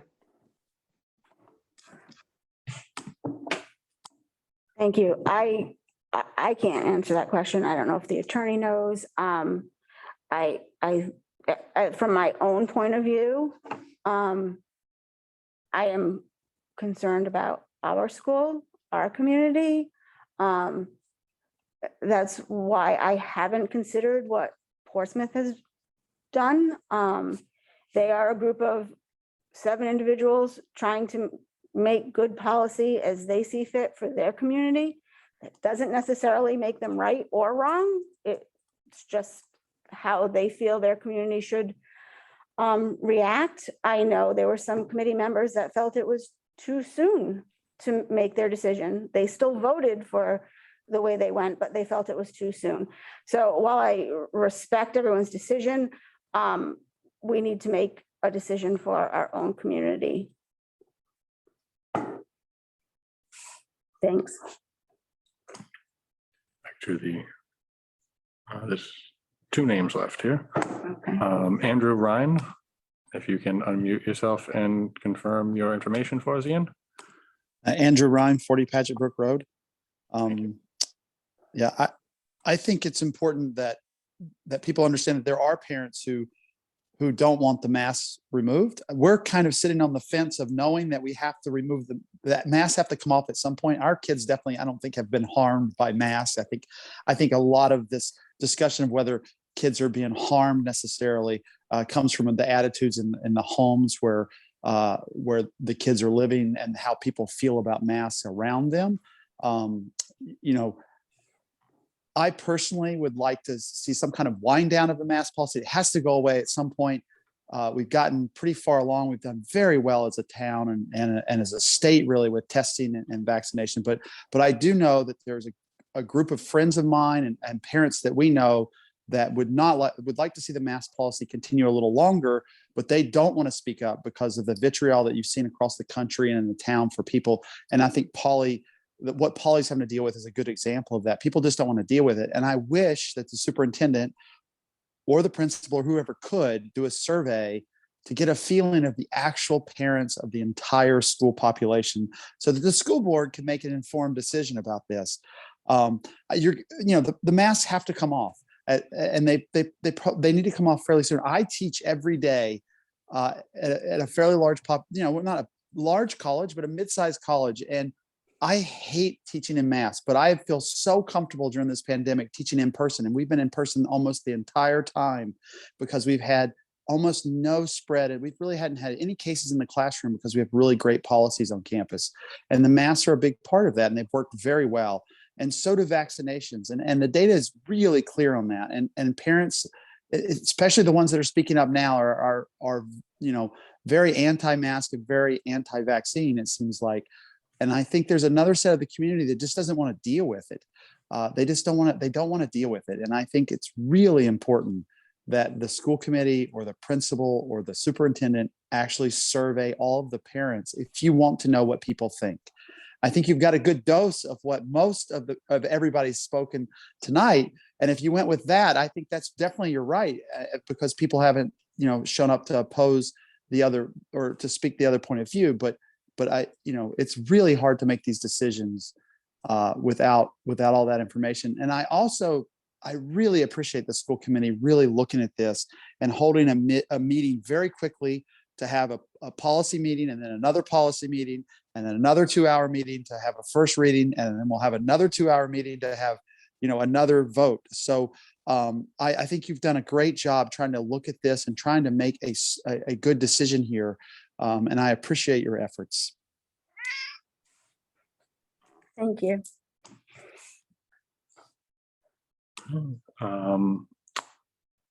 Christy, you should be able to unmute yourself again, if you can state your name and address. Christy Solomito, 18 Sakana Trail. Just piggybacking off a couple of those last things. Polly, you said that you only care about Little Compton's demographics and what other school boards are doing. You're not looking into that because you're only worried about our town. Then only worry about our town with the numbers. Only worry about our town with this masking. You say you only worry about our town as opposed to having the vaccine mandate. But when we bring in our town's numbers about it, all of a sudden you have to rely on the Rhode Island Department of Education. So which one are you relying on? I love if you would only worry about Little Compton. That's perfect. We're a small town. We have small classes. There's no reason for our kids to continue to be masked. There's no reason for this unnecessary vaccine mandate. There's no reason for any of it. And just to piggyback off the last person that spoke, you're right. We are all speaking out now. Everyone that spoke up tonight has been strongly against it. It does not mean that we're anti-vaccine. We are pro-choice, and we as parents have been silenced for too long, and we're done. Thank you. Thanks. I'm sorry you feel like you have been silenced, because we really try to encourage public input as much as possible. I'm also sorry that I guess maybe I misspoke or I was misunderstood. I don't only care about Little Compton community, but when making decisions, I can only worry about what I am voting on personally as to how it affects our community. I can't worry about how another town is voting when making the decision for our school. And I'm not sure if you were at the policy meeting, but I had mentioned how we had looked at local data and how there's not a whole lot of it, but the state does report data for Little Compton up to 5. Once it gets to 5 or below, it stops reporting. And it was recommended by someone that we use that 5 as a metric as to how we would mask. The state also allows self-reporting. So I have, been informed that it is quite possible that families could self-report. They could organize and self-report 5 members per week and keep that number high. And so therefore, I do not believe that is a reliable number. We are too small of a data point to rely on our state reported number.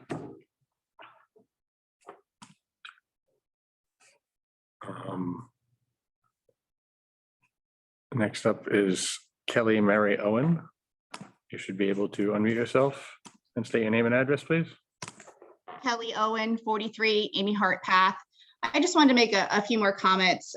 First of all, I am not anti-mask or anti-vaccine. My whole family is vaccinated. And as a registered nurse, I was working vaccination clinics at the beginning of the pandemic when the vaccine was out. I wanted to be part of the solution, but knowing what I know now, I'm actually disappointed in the efficacy of this vaccine. It doesn't prevent infection. It doesn't prevent transmission. The CDC was only capturing data on breakthrough infections for hospitalizations and death, not breakthrough. And I think they did that because they don't want people to believe that it wasn't efficacious.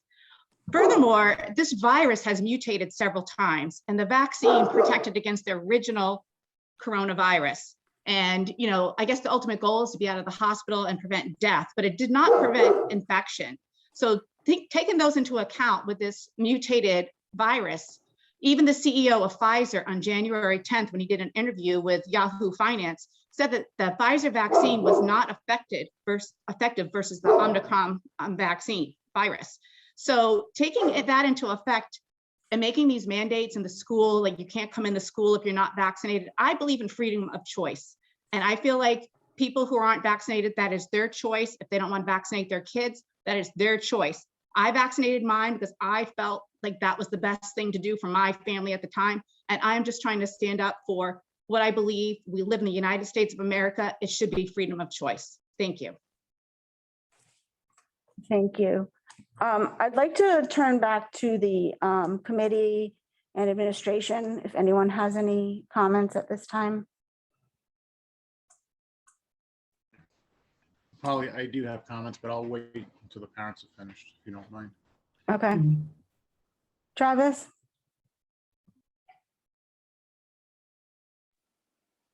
Madam Chair, I mean, based on what we've heard tonight and knowing we're looking at a first read of the policy, how can we amend this tonight? Because, I mean, I'm just thinking of timelines here. You would know better than I and what we can, Sean's here, what we can do. But it seems to me that this certainly has, I mean, more holes in it than I would like to see going forward. I don't know what your thoughts are on it. I mean, Right, I mean, we, yes, we can amend it here tonight. The problem I see with that is that everyone would need to give their input on what they wanted amended, and it could get, it may not, it could get confusing if everyone wants to go in different directions, and then if there's too much amending, then we can't, I wouldn't feel confident that we had a nice, clean policy. But we could amend some of it and have the attorneys look at it and get it into a better shape, I guess. I guess it really would depend on how many edits we're going to put in, if that's a fair answer. okay. Chair, if I can just jump in. Yeah, sure. The way you laid out the process would be appropriate, I think, if individual committee members have suggestions to tweaking of language, they can propose it, then the administration and myself and our legal counsel can then adapt that policy and then bring it forward to a second reading.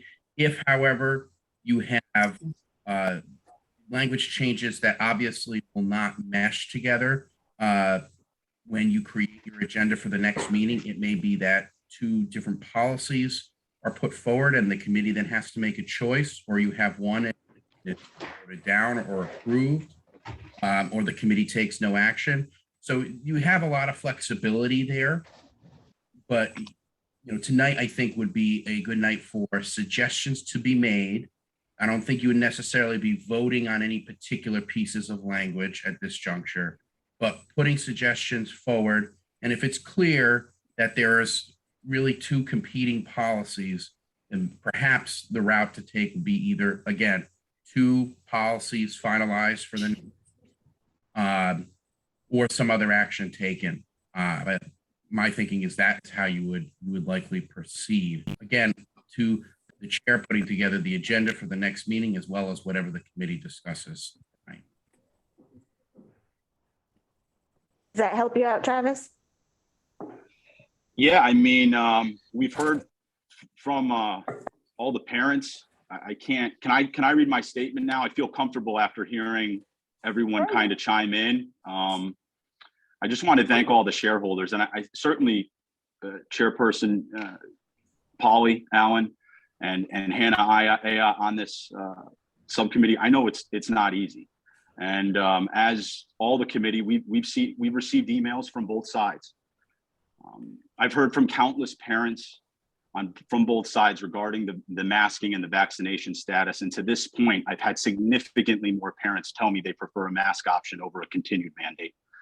I've had educators tell me they'll be happy to see them go. I've had children, including my own, tell me they can't wait to see their friends smile.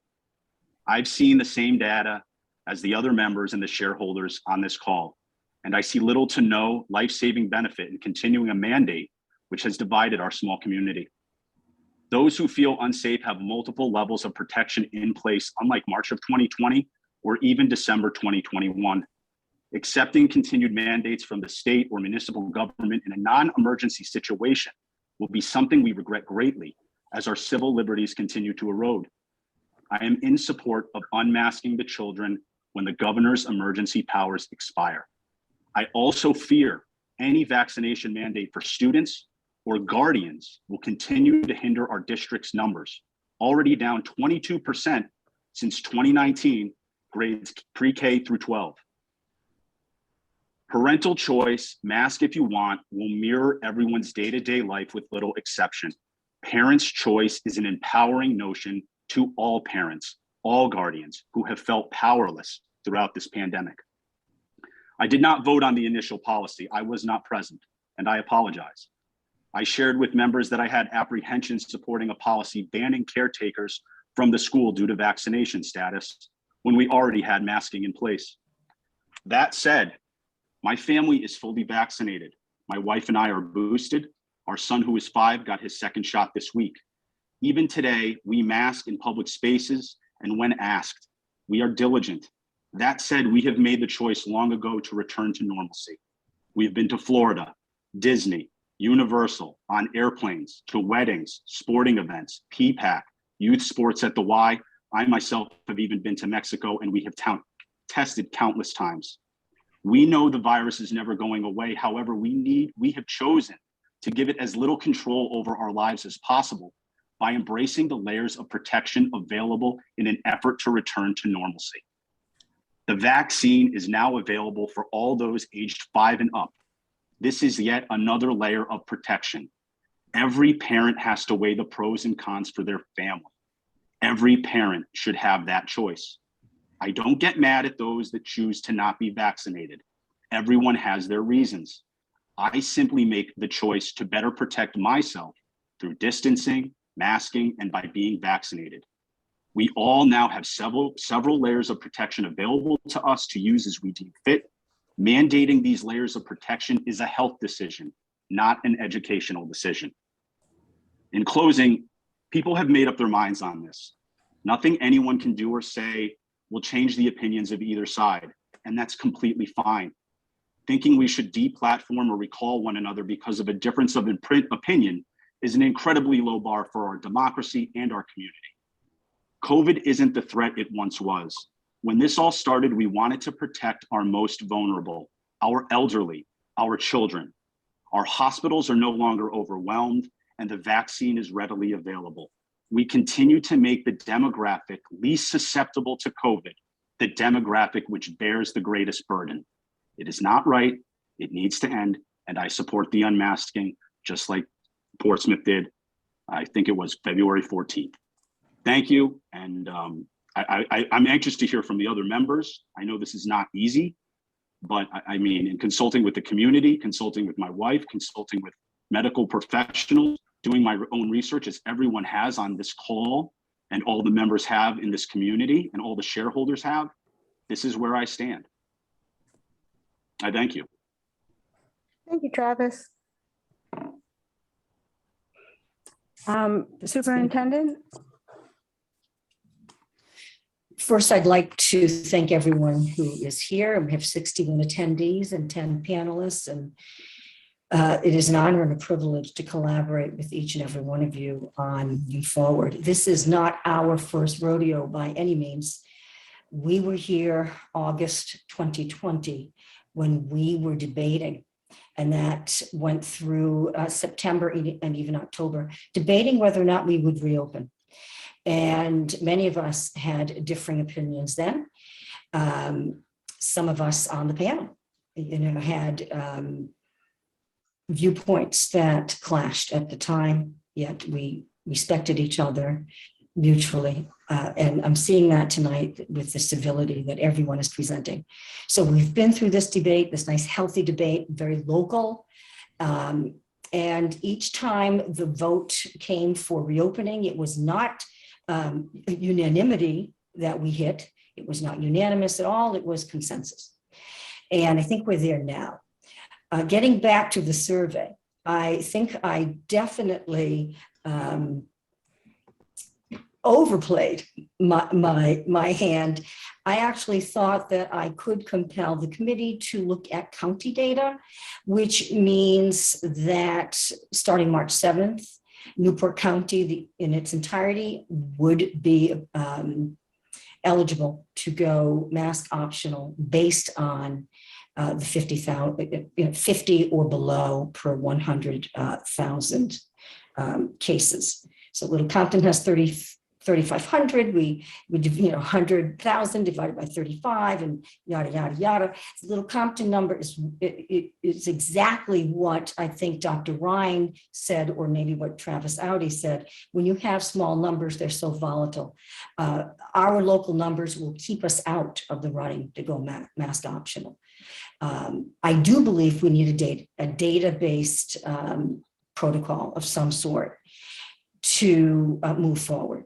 And it wouldn't be weekly, it wouldn't be daily or weekly. It would be, a data point now, and that would be applicable 3 to 4 weeks out. And then we would regroup. and that's what I'm thinking and consulting with others if we're using the state or even the county data. So the committee knows how I feel, which data point I think is valid. I've put that in writing and shared that with all of you. The committee does not always agree with administration. Administration does not always agree with the committee, but we always respect each other's positions. I have such admiration for all 5 of you, whether or not we've agreed on points past and present. And I'm hopeful that we will move forward.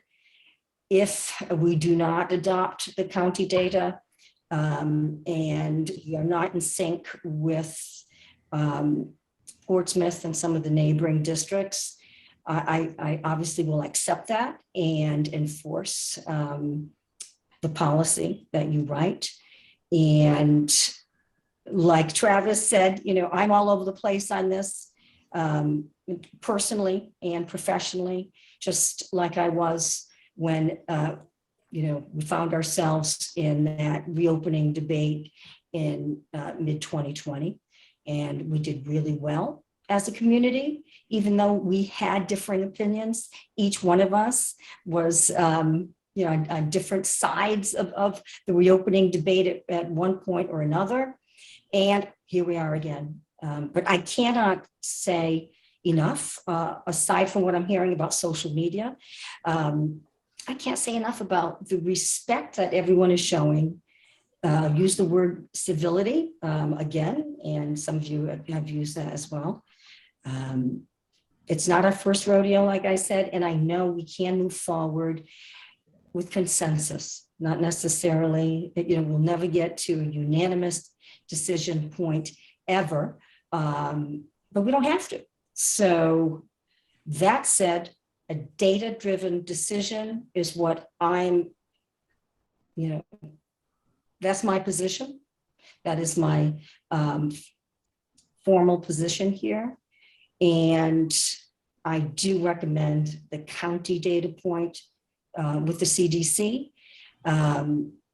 RIDOS being the authoritative data source notwithstanding, I can't make this decision. I don't have a vote, but, and I know you have legal ramifications to worry about when it comes to RIDO versus CDC, but I think the data point using Newport County is a compromise and maybe something we could reach consensus on.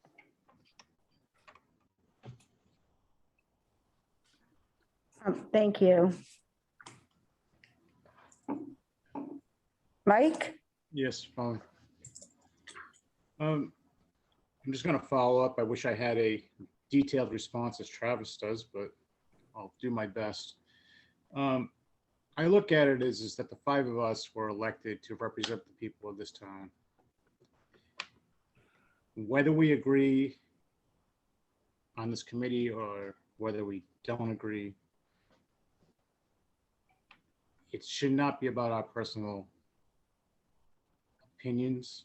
It should be who we're representing, that at the end of the day.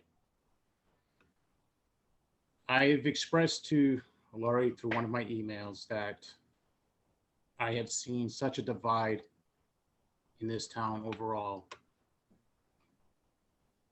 and it needs to stop. We are such a small community, and for us to be at each other and not agree is not good for us as a community. It does not show our children.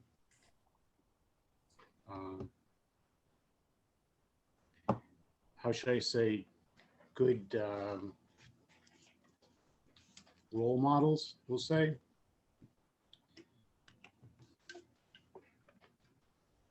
I think the people have spoken tonight of what they would like to see. And again, I go back to personal responsibility.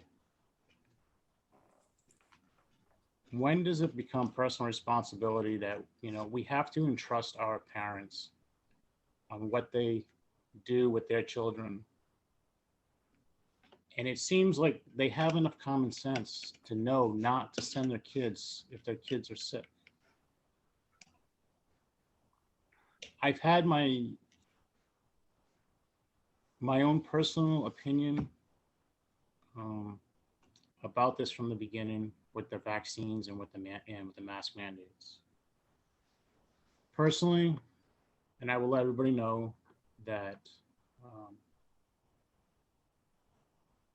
I don't want to know your medical position, and when I say that because when I say medical position, I mean that I don't want to know if you've been vaccinated or if you haven't been vaccinated, because that's a personal choice. That's been my position from day one. I don't believe that we should be telling you that you have to be vaccinated. I don't believe that we should be telling you you have to be masked. I've thought that from the beginning. I still think that now. I really, really think that we have to trust in our parents. They're not going to put their children in jeopardy. I know I'm not. I'm sure my wife wouldn't as well. And I have no reason to believe that these parents would do that. You know, that being said, as I said in the beginning, I have problems with the way that this mask policy is being written right now. And I'm going to start off, and I'm going to make the first amendment to this, that we make our mask policy optional as of March 4th, when the state mandate is lifted. So I feel like that's more than an amendment to this policy. I feel like it's a policy on its own. Well, which Sean said was an option. But so that's more than just an amendment to the policy. That could be a option. It's its own option. well, unfortunately, my internet was cutting out when Sean was speaking, so I didn't hear everything. But this is our opportunity to put that forward, and I'd like to put that forward because I don't have that opportunity to do that at the policy subcommittee. Right. So that would be that's what I would like to put forward, that we make our mask policy, because we cannot talk about vaccination policies because that's not part of the agenda right now. But as far as the mask policy, I'd like to make that optional, as I stated, as of March 4th. Second. So no, we're not voting. There's no vote on this. Well, to put it on the amendment, that's all I'm saying. I mean, I don't know. No voting. There's no voting. No voting. Madam Chair is correct. There's no motion on the floor. There's no voting. What we'll do with the chair's permission is we will put together a additional policy that will reflect Mr. Roach's position that he would like an optional mask policy. So we will put something like that together for you alongside this policy that is being read tonight. Okay. Polly, can I just ask again? I'm sorry, my internet was going in and out. So if we put optional policies together, that would be, what would be the next step on that, please? So I suppose this is how it will work for timing, is I will work with the attorney and come up with a mask optional policy. And we'll hear what the rest of the committee has to say. If they have another suggestion for a policy, if they have some amendments they want to make to the draft policy, and then if that's the case, the different policies would come before the committee for a vote. Is that right, Sean? Would we have to do a first read if we presented? So if we come up with a optional mask policy and we edit the draft policy, we've got two policies, but the mask policy will have not had a first read. Right, you won't need to go through the same process again, discussing a mask policy tonight. But ultimately, it's up to the committee if they want to have it go through the entire process of one reading and then two readings. But you don't need to do that since you are talking about the mask policies this evening. That would constitute your first reading. Okay, as a whole. Okay, gotcha. Thank you. Travis? Polly, what if can we just, if we could amend this policy to, I would say, a gentleman spoke earlier, I have it in my notes, but nonetheless, something to the degree of the masks go away unless there is a state of emergency can we amend it like that? I don't like adding this data point that is absolutely going to be a nightmare for us to juggle with, for the administrators to juggle with, for the parents to juggle with, the teachers, the shareholders, everybody. Week in, week out. If these last 2 years haven't been stressful enough, let's pile it on. Let's do this. But if we can put in something where it's like no masks, mask optional, under the circumstance of the governor doing a state of emergency for COVID-19, we can implement the mask policy again. Can we amend it? That could be part of the wording of the And just nip optional. this in the bud? Otherwise, we're going to have about this. I missed what you just said, but we could use that wording in Mike's suggestion of a mask optional policy, that there would be no data points and it would be determined by a state emergency declaration, or however we could word it. Yeah. Madam Chair, you certainly could amend this policy for a second reading that would incorporate something along those lines that looks at other facts on the ground rather than just this particular data point, as Mr. Audie had put forward. If there is a state of emergency and an executive order is issued, with that said, if there is an executive order issued that says students need to wear masks, your policy, Regardless of the policy, right? right. So, but with that said, you could certainly put that in there to acknowledge. Thanks, Sean. I'm gonna, there we go. Rita has her hand up. I'd like to give Rita an opportunity to speak.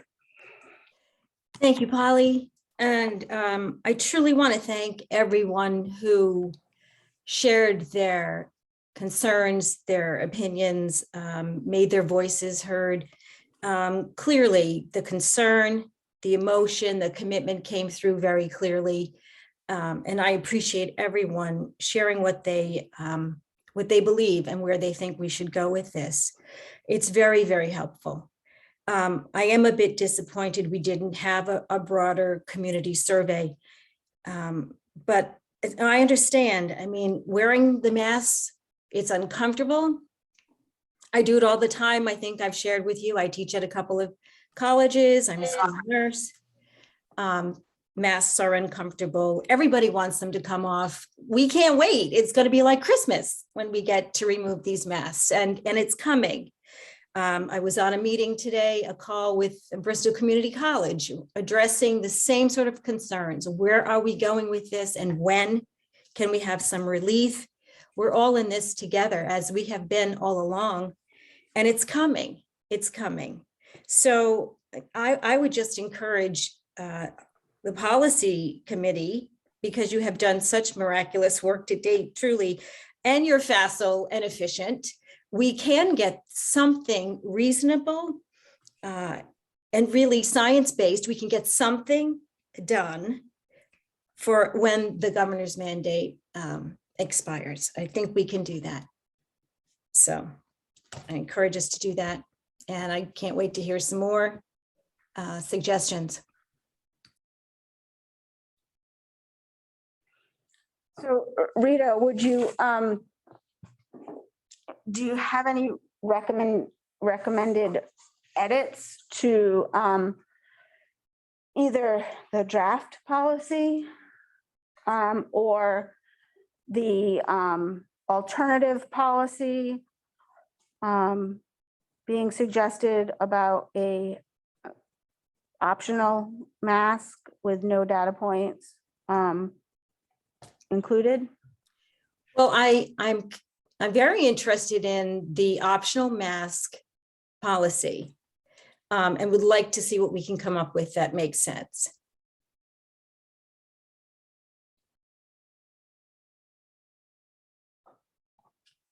Travis is mentioning, at a point, we revise it. Certainly, we're flexible as we have been all along. If things change in the state and the governor weighs in again and we have to make some changes. So we have to have that flexibility.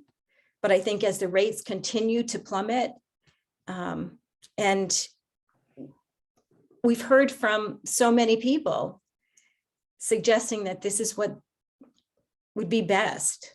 Right. So I'm hearing what you're saying, but I'm also hearing that you want some science-based and reasonable data points in there. So I'm just trying to figure out what we could add or change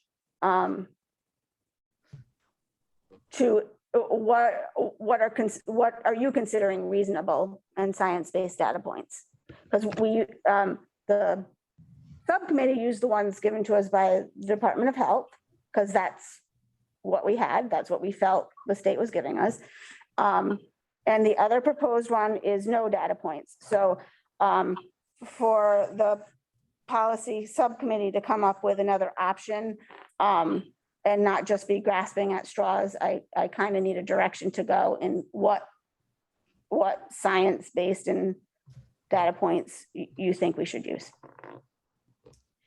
Well, I think if the governor and the Department of Health, right, if there's a mandate, we certainly have to adhere to that. Okay.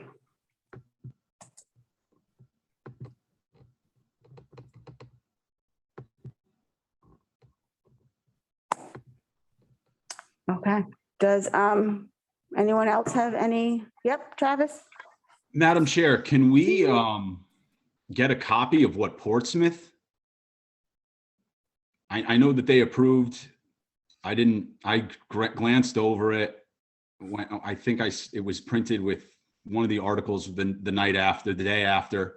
But can we should be trying to mirror them. I mean, if we want to bring in data points that maybe they're using, they seem to have already be ahead of this. And then we could add in, the points that we're kind of talking about tonight. Maybe they can commingle together.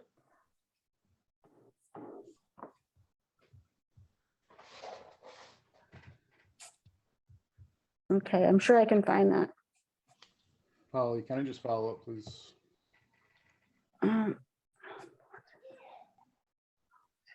Yes, go ahead, Mike. I want to make sure I wrote that all down. Sure. So I'm not in favor of adding any more data points to anything. I want to keep this as simple as possible and straightforward.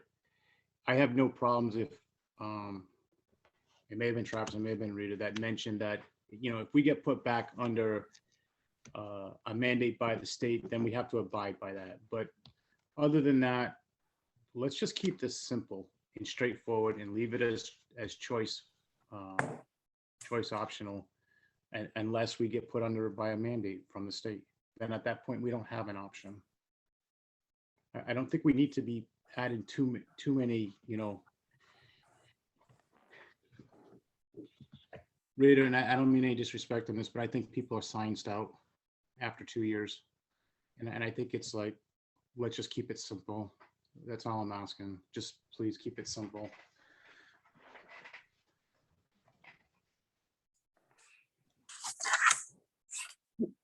Hannah, not to put you on the spot, but as a policy subcommittee member, would you like to weigh in? Sure. I think that based on what other committee members have said and what we've heard from the public, at our next special meeting, we should be looking at 2 separate policies. This policy that we've proposed and a mask optional policy, maybe modeled after what Portsmouth approved on the 14th. And go from there. It seems like it's a decision between 2 very distinct policies. Thank you.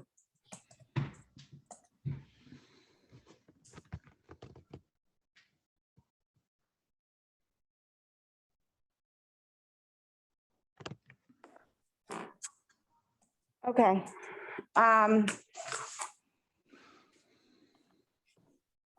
Is that it for discussion around mask policies? I will take Hannah's suggestion, although I believe it's everybody's suggestion, to work with the attorney and come up with 2 choices reflecting mask optional and reflecting mask optional at the data points that the Department of Health gave us. So does anyone else have any comments they want to add about the mask policy at this point? Polly, are you asking just from the committee? At this moment, yes. Oh, okay, sorry.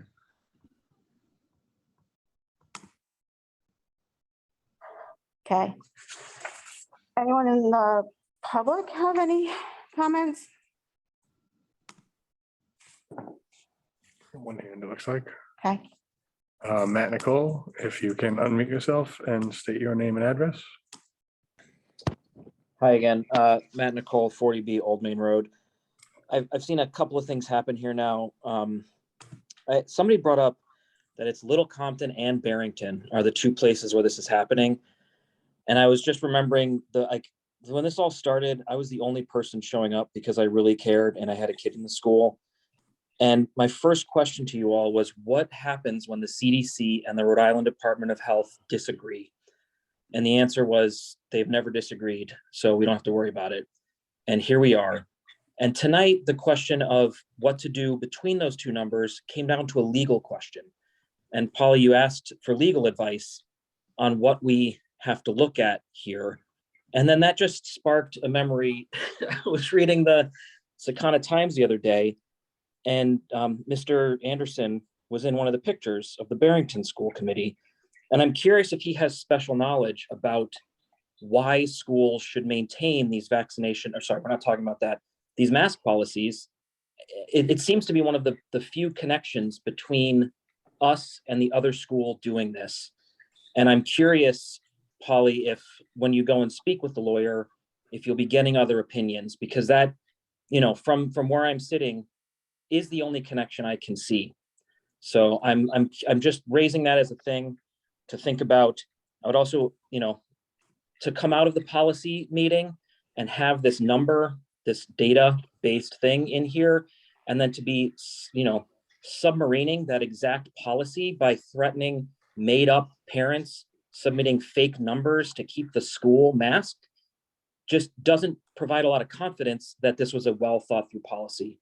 I'm excited to hear where we go with mask optional, and I assume it has to be mask optional because there's some kind of legal requirement that people can't walk around masked, because before this whole thing, you couldn't walk around masked because that was the safety concern. So anyway, again, I'm here because I care. I really do wish you all the best of luck. This is a hard decision. Keep going. You're almost there. Thank you. So to answer your question about Mr. Anderson, he's not here to answer it himself. I don't know that he is the Barrington attorney.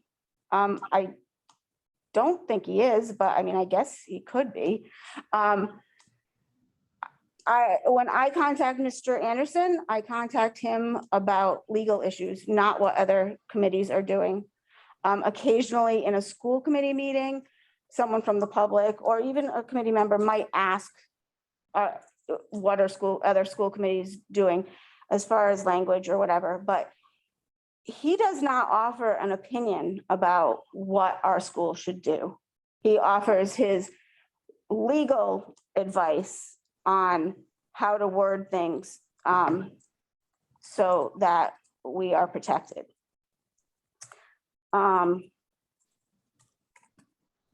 At another point, I'm sorry, I lost it. I felt I needed to defend something else, but that's fine. Sean, do you want to add anything? I feel like maybe, I don't know if you want to speak for John or. No, I don't need to speak for John.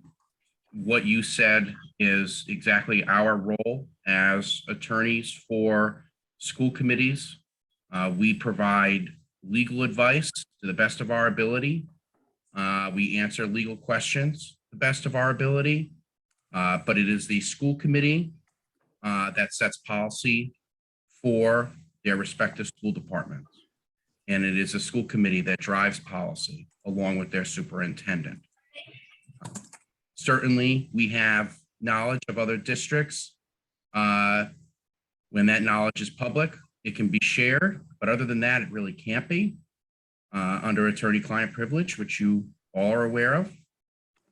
So I don't need to comment any further than that on that piece. We're here to give legal advice. All right, thank you.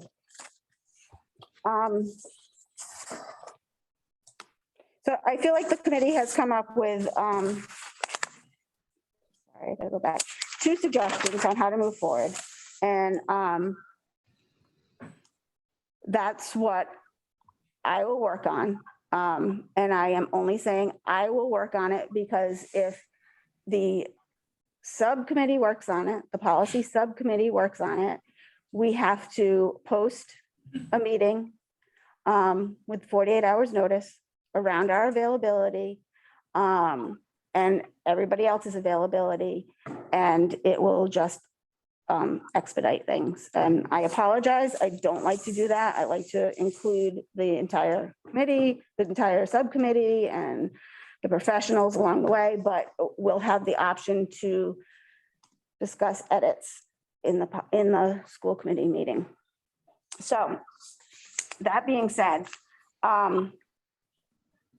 there is a visitor policy on the agenda for the first read, a school dress code policy, and a employee dress code policy that have been reset to their previous language from before COVID, eliminating any mask language. So we can go through those, but the way they are drafted now is eliminating any mask language. And so a mask policy would cover those policies. So does anyone have any comments on the visitor policy for the first read as far as the draft goes?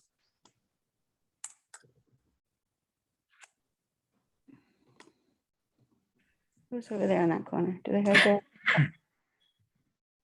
Oh, it's Travis. Okay. Sorry, I can't see everyone. That's okay. I just wanted to make sure he had his hand up. All right, perfect. Next up is the student dress code policy. Does anyone have any comments about that? Draft. Just want to make sure I'm going through the agenda correctly. The employee dress code policy, first read. Anyone have any comments about that draft? Okay, great. Next on the agenda is the COVID-19 vaccination requirement policy. The thought process with having this on here would be that the draft mask policy contained sufficient language that we could retire the current COVID-19 vaccination policy. I guess I would need to know if when two policies are proposed, one being a mask optional policy, what would the vaccination policy look like to go along with that? Hannah? I'm in favor of retiring the vaccination policy regardless of where we go with masks. I think we've had plenty of time to allow people to get vaccinated, and we can only work with what we've got. And I think it's time to be done with that.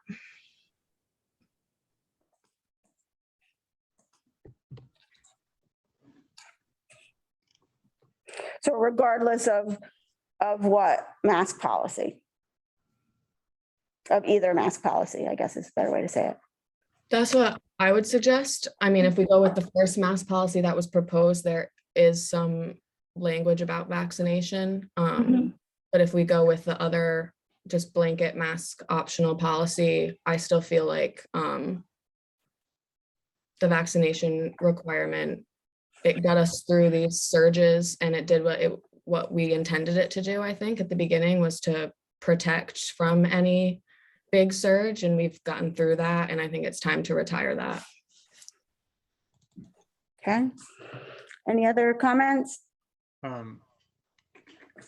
Polly, Yes, Mike. just ask Jonathan. Jonathan, I need to switch over to my phone. Can you just switch me out? To Yeah. my phone, please? We'll keep an eye out for you, definitely. I'm already in. Oh, are you? I didn't. Is there like Are you 3 in Mike there? Roaches at this Oh, meeting? no. No, just kidding. No, there are 3 now. We'll bring you in there. One of them needs to be muted and have the volume off. If you're in on 2 at the same time, you'll get a lot of feedback, but I'll join you in a second here. I'm gonna disconnect my Chromebook and go to my.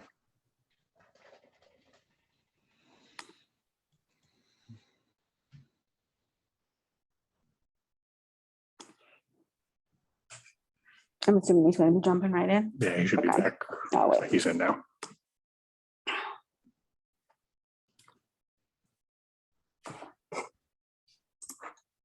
Yep, there he is. Okay, perfect.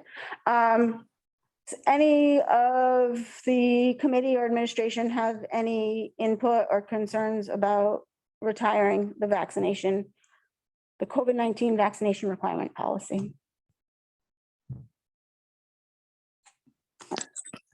Polly, would this be, Where is he? we would vote on to retire it tonight? No. No, I feel like we should wait until.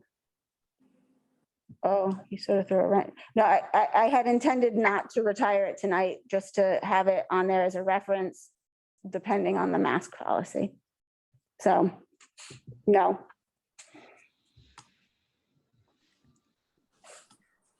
If I may, Chair, the only Yes.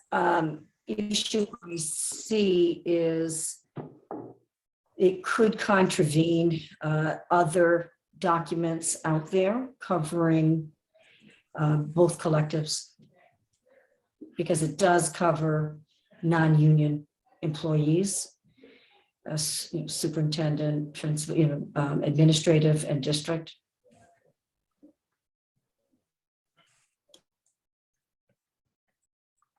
Okay.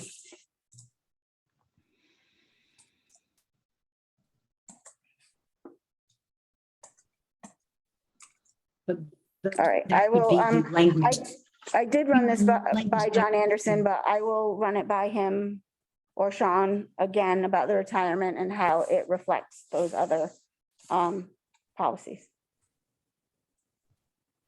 Well, they're not policies, but they are MOUs and employment agreements. They're done. Okay.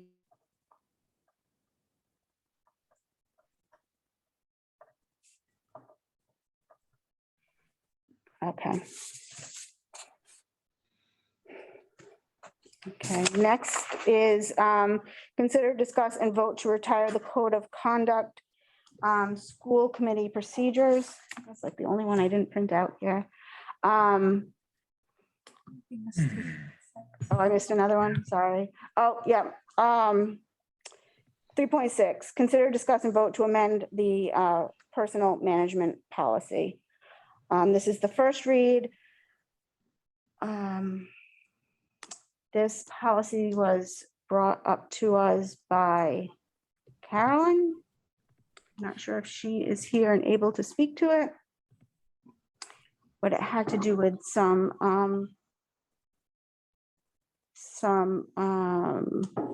rate changes for substitutes. Yes, okay. Am I muddling through it, Carolyn? You're doing very well. Thank you, Yep. Polly. Yes, what we are doing is bringing this policy current with practices that are in place regarding payment of substitute. So you will see a change to our certified substitutes to bring them to $135 a day, and a change to our TA and office substitutes to bring them to $125 a day. We've also added language in there to support having an administrator on site in the rare cases that neither the building administrator, the principal, nor the superintendent is available on a moment's notice.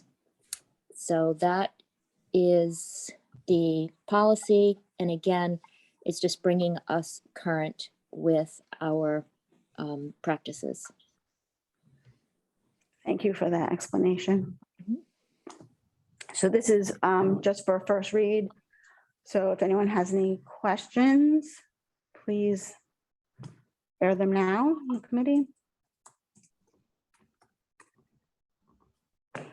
I can't see Mike. Can you tell if he has a question? He does not have his hand up, but there he is. Oh, okay. All right. Out there. Okay. Super. So that was just a first read, no questions. Next up, 3.7 is consider, discuss, and vote to retire the code of conduct and / school committee procedures. So I feel like I've spoken about this a few times, but I guess it was just at subcommittee meetings. While looking through policies, we came across this policy, rules of conduct, school committee procedures. It hadn't been looked at for a long time. We believe that it was used to form our school committee. Well, I want to use the right name. Do you know the right name of the current bylaws, the school committee bylaws? There's so many names out here. So we believe that this was used to form or was included in reforming the school committee bylaws and not retired. Almost everything, or pretty much everything in this school committee procedures document policy is in our bylaws. Hannah and I did go through to make sure there was nothing that was in this older document that we thought should be in the newer document, and we could not find them. So we are suggesting that we retire this code of conduct school committee procedure policy. Does anyone have any questions? If not, I'll entertain a motion to retire the code of conduct school committee procedures. So moved. Second. Thank you. All in favor by way of roll call? Polly Allen, Aye. Travis Lottie, Aye. Hannah Add, Aye. Rita Kennahan. Aye. Mike Rocha. Aye. Okay, motion carries. Super. So as I said before, I will work with the attorney and the administration on putting together two policies that I think might cover everybody's opinion. And we can review them at the next meeting and possibly vote then if we feel comfortable. I would like to thank everyone on the committee and our administration. This is a very difficult decision. I know that none of us take it lightly. I mean, I've been accused of having my mind made up, which is absolutely not true.